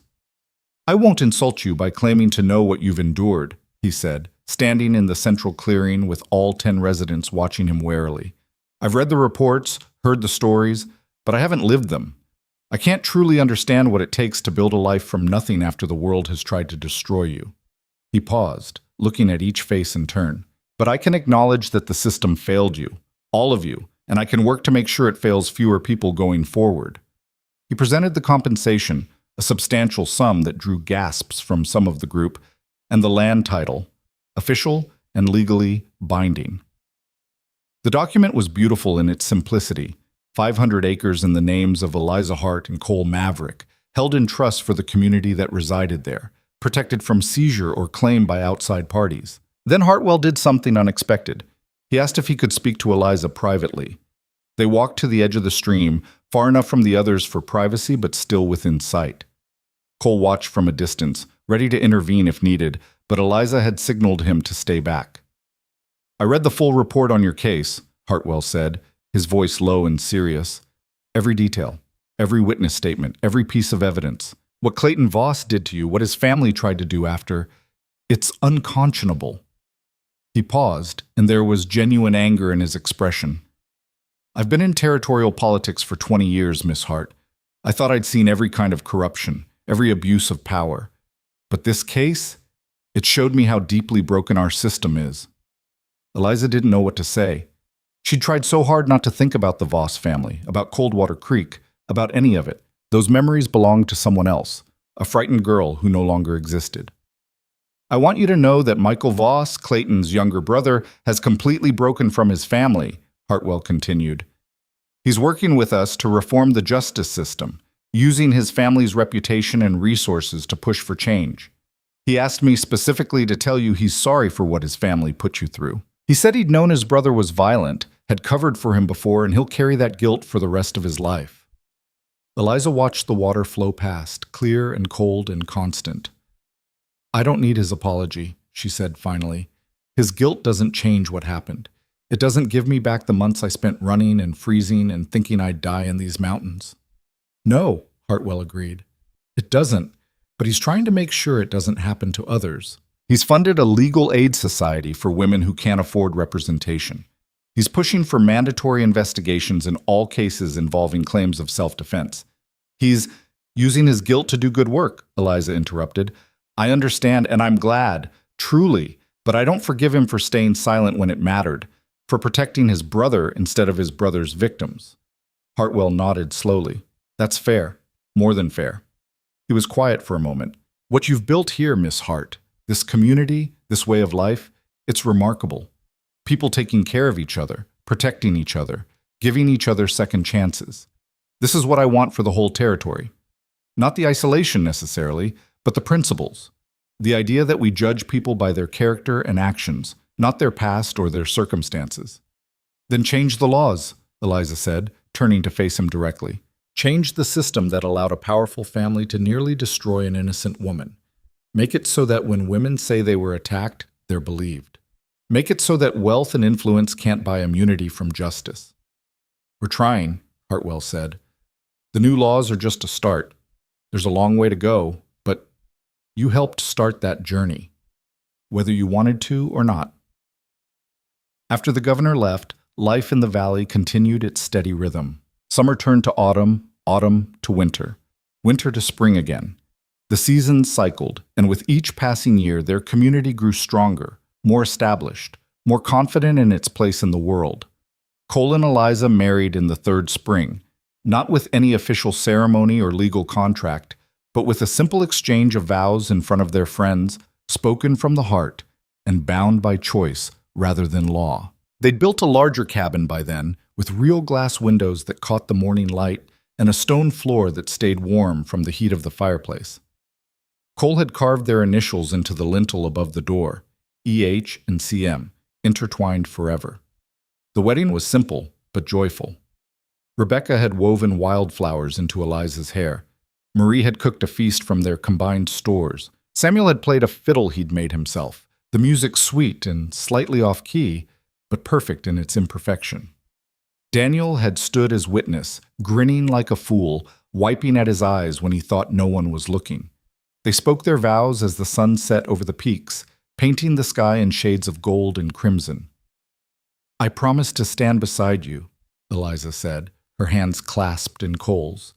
"Not behind you, not in front of you, but beside you, as your equal, your partner, your friend. I promise to be honest with you, even when the truth is hard, to fight with you and for you, but never against you.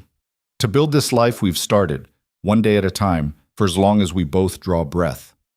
Cole's voice was rough with emotion when he spoke. "I promise to see you, not the woman the world tried to make you, but who you really are. to respect your strength and support your struggles, to never take you for granted or forget that you chose this life, chose me when you could have walked away. He paused, swallowing hard. I promise to love you fiercely and tenderly with everything I am, for all the days we have left. They sealed their vows with a kiss while their friends cheered, and that night they danced under the stars, celebrating not just a marriage, but the triumph of having survived long enough to experience joy again. More people arrived over the years, always carefully vetted by the community, always people running from injustice rather than true crime. They turned away those who seemed violent or dishonest, who showed signs of bringing the corruption they'd fled from into this new place. But those who came with genuine need, with stories of persecution or false accusation or impossible choices, they welcomed. The valley gained a quiet reputation among those who needed it, a place where you could start over, where the past was left behind, where you were judged by your actions rather than your history. Travelers would whisper about it in towns and trading posts, careful not to give away too much information, protecting it from those who might misuse it. A family arrived in the 4th year, a father and 2 young daughters, fleeing a land grab that had killed his wife and left them destitute. Cole helped him build a cabin and taught him to hunt. Eliza took the girls under her wing, teaching them the skills they'd need to survive in this harsh country, while Rebecca educated them in reading and mathematics. A young man came the following spring, barely 18, running from conscription into a private army that was terrorizing homesteaders. Samuel took him on as an apprentice in the medicinal garden, teaching him the healing arts, giving him purpose beyond survival. An elderly couple arrived in the 6th year, their farm seized by a corrupt banker, nowhere left to go. They brought knowledge of blacksmithing and preserving food, skills the community desperately needed. Within months, they'd become the heart of the settlement, grandparents to everyone, their cabin always warm and welcoming. Slowly, the valley transformed from a refuge for the desperate into something more permanent, more hopeful. A real community with its own culture, its own traditions, its own understanding of what justice and mercy meant. Eliza did eventually write her story, filling the pages of the book Sarah had sent with brutal honesty. She wrote about the terror of that day in the storeroom, the sound of the gunshot, the shock of seeing Clayton fall. She wrote about the manhunt, the cold nights in the mountains, the moment she'd prayed for death because it seemed easier than continuing to fight. But she also wrote about the strength she'd found in herself, strength she'd never known existed. She wrote about Cole's unwavering support, his refusal to see her as weak or damaged. She wrote about the community that had grown around them, proof that broken people could build something beautiful if given the chance. She wrote about learning to hunt and track, about the satisfaction of building shelter with her own hands, about the fierce joy of surviving another winter. She wrote about falling in love in a snowstorm, about choosing happiness despite everything, about discovering that freedom wasn't something given by others, but something you claimed for yourself. The final entry in the book read, "I am not the same woman who fled Coldwater Creek. That girl died in these mountains, and I'm glad she did. She was soft and scared and believed what others told her about her place in the world. The woman who emerged from that crucible is harder, fiercer, more honest. She knows her own worth and won't apologize for taking up space.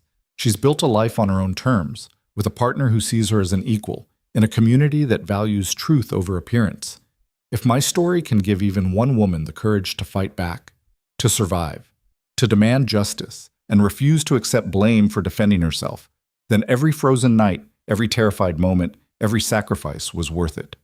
She sent the completed book back to Sarah with a note expressing her hope that it would help others find their own strength. Sarah's response came months later, carried by a trader who made regular runs to their valley now. The book had been circulated quietly among women who needed it, passed hand to hand, read in secret by candlelight. It was giving women courage, Sarah wrote, helping them understand they weren't alone, that survival was possible, that they deserved better than what the world offered them. 5 years after fleeing Coldwater Creek, Eliza stood on the ridge above the valley, looking down at everything they'd built. There were 15 cabins now, smoke rising from their chimneys in the crisp morning air. Gardens and livestock and children playing near the stream, children born to some of the newer arrivals, growing up free from the judgments that had marked their parents' lives. She watched as Cole worked with Daniel and 2 others to repair the bridge that crossed the stream, their voices carrying on the wind, punctuated by laughter. She saw Marie teaching a group of women to track deer, patient, and thorough. Rebecca was holding school under a large oak tree, her students ranging from 6 years old to 60, all hungry for knowledge. This was their legacy. Not just survival, but community. Not just endurance, but joy. Not just escape from the past, but creation of a better future. Cole came to stand beside her eventually, his hair graying at the temples now, his face lined by sun and weather, but his eyes still sharp and clear, still seeing her in that way that made her feel truly known. "Thinking about the past?" he asked, slipping his arm around her waist. "About how far we've come from it." Eliza leaned into him, fitting perfectly against his side. "Sometimes I can barely remember that frightened girl in Coldwater Creek. She feels like someone else entirely, someone I used to know but don't anymore." She was someone else. You grew into who you were meant to be, the person you always had the potential to become, if the world had given you the chance. We both did. Eliza turned to face him, her hands resting on his chest. "Do you ever regret it? Giving up the freedom to drift, tying yourself to this place, to me, to all these people who depend on us?" Cole smiled, and it transformed his whole face, softening the hard lines carved by years of hardship. "Not for a second. This is the freest I've ever been.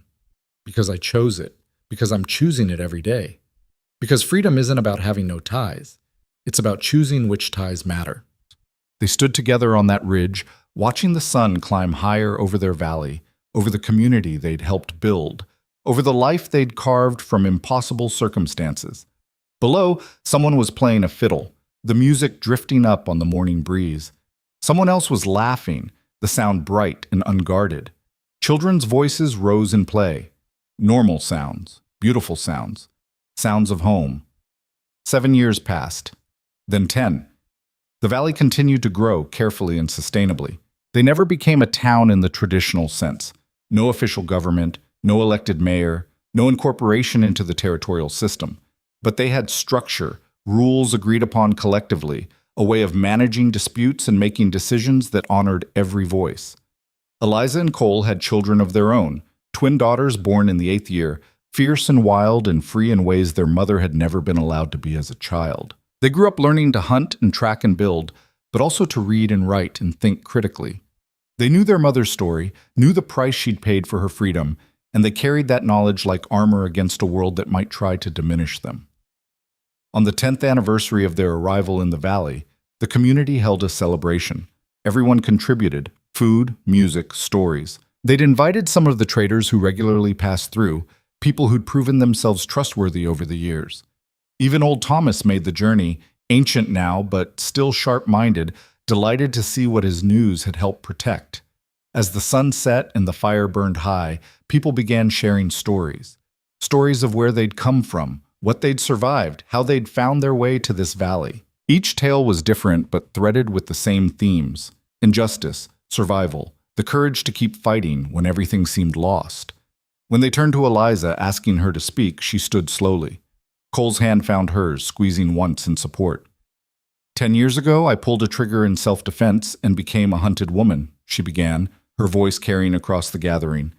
I was 23 years old, alone in the world, terrified, and certain I was going to die. And I would have, if not for a stranger who chose to see the truth instead of believing what was convenient. She looked at Cole, and the love in her eyes made several people wipe at their own. He could have turned me in, collected the bounty, gone on with his life. Instead, he threw away his own safety to protect mine. We ran into these mountains with nothing but what we could carry and the determination not to give up.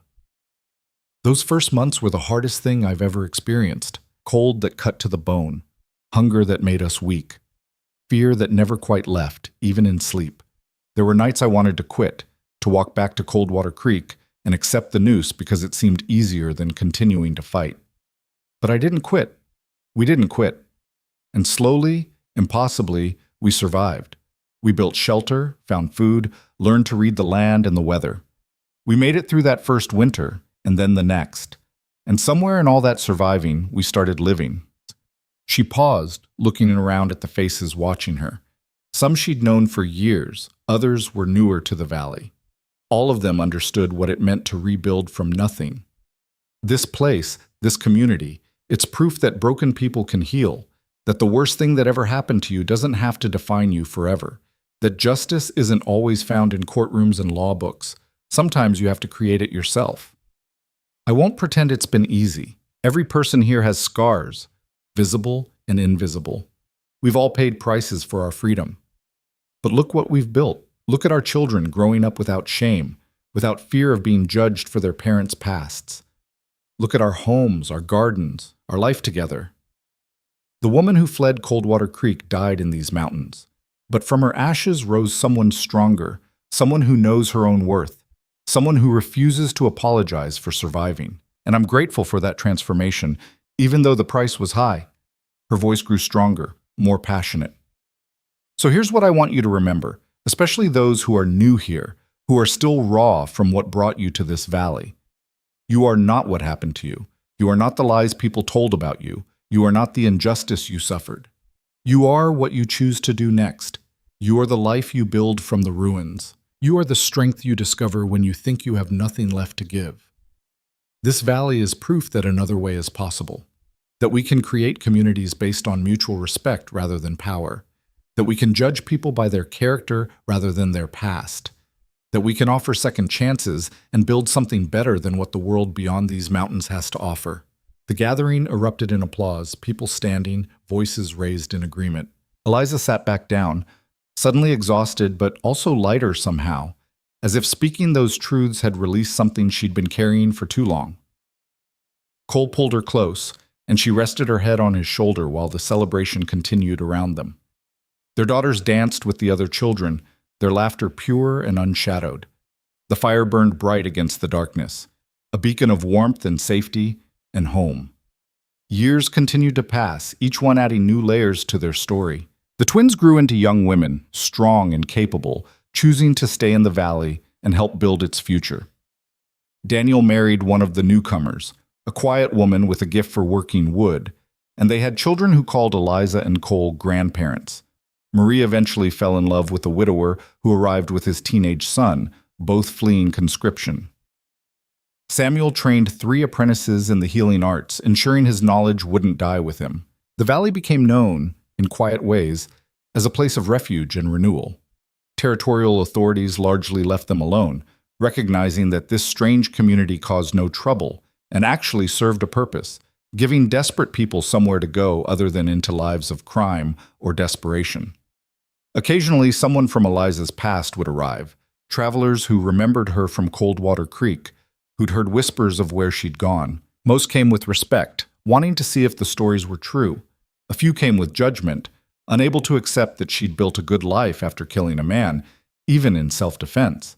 To those few, Eliza offered no apologies.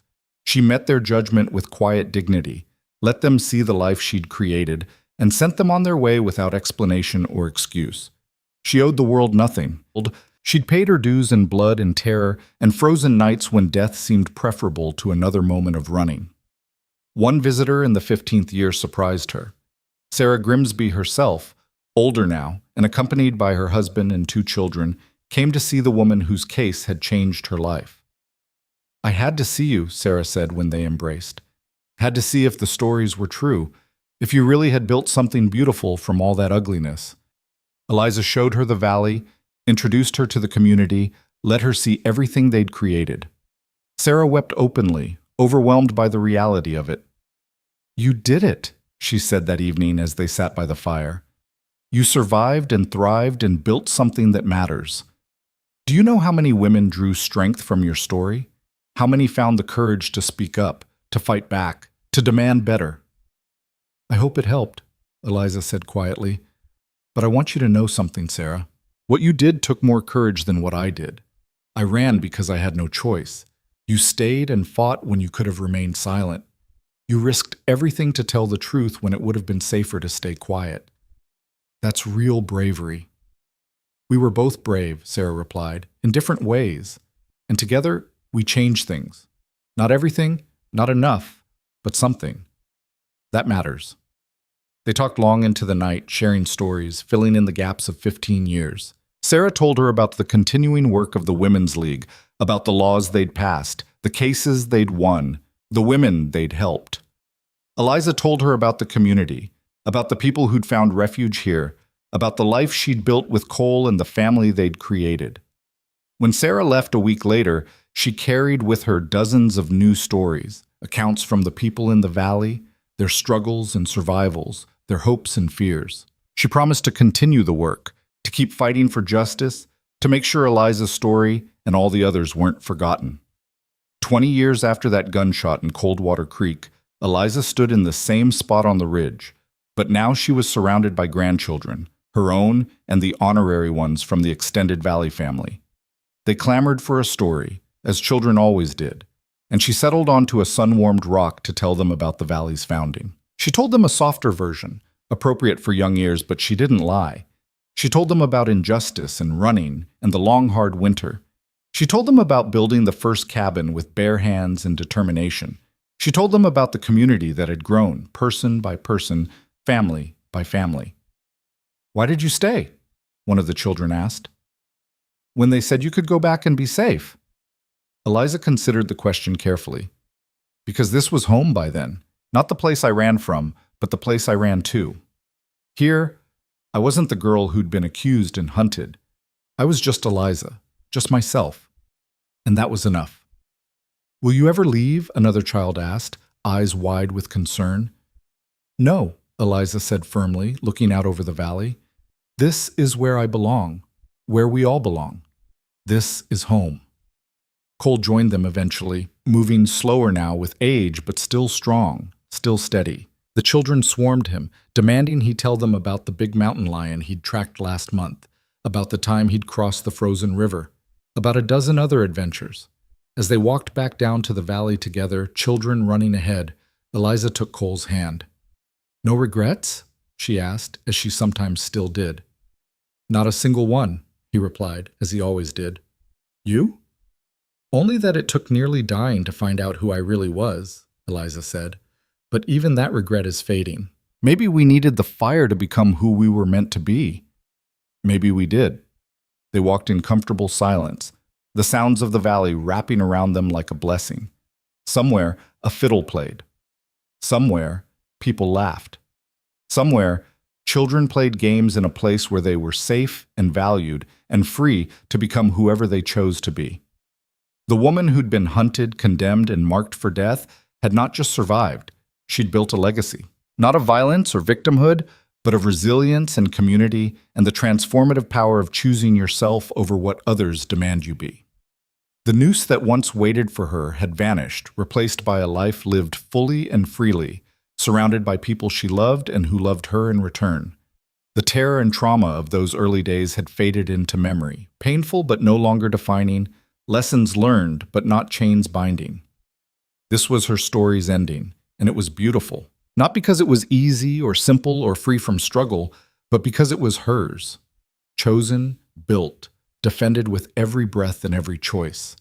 Eliza Hart had been given a death sentence by a town that refused to see truth, but she'd rewritten her own ending, choosing life and freedom and love over fear and surrender, and accepting the role others tried to force upon her. And in the hidden valley where she'd found her peace, that choice echoed through every cabin, every garden, every life that had been rebuilt from ruin.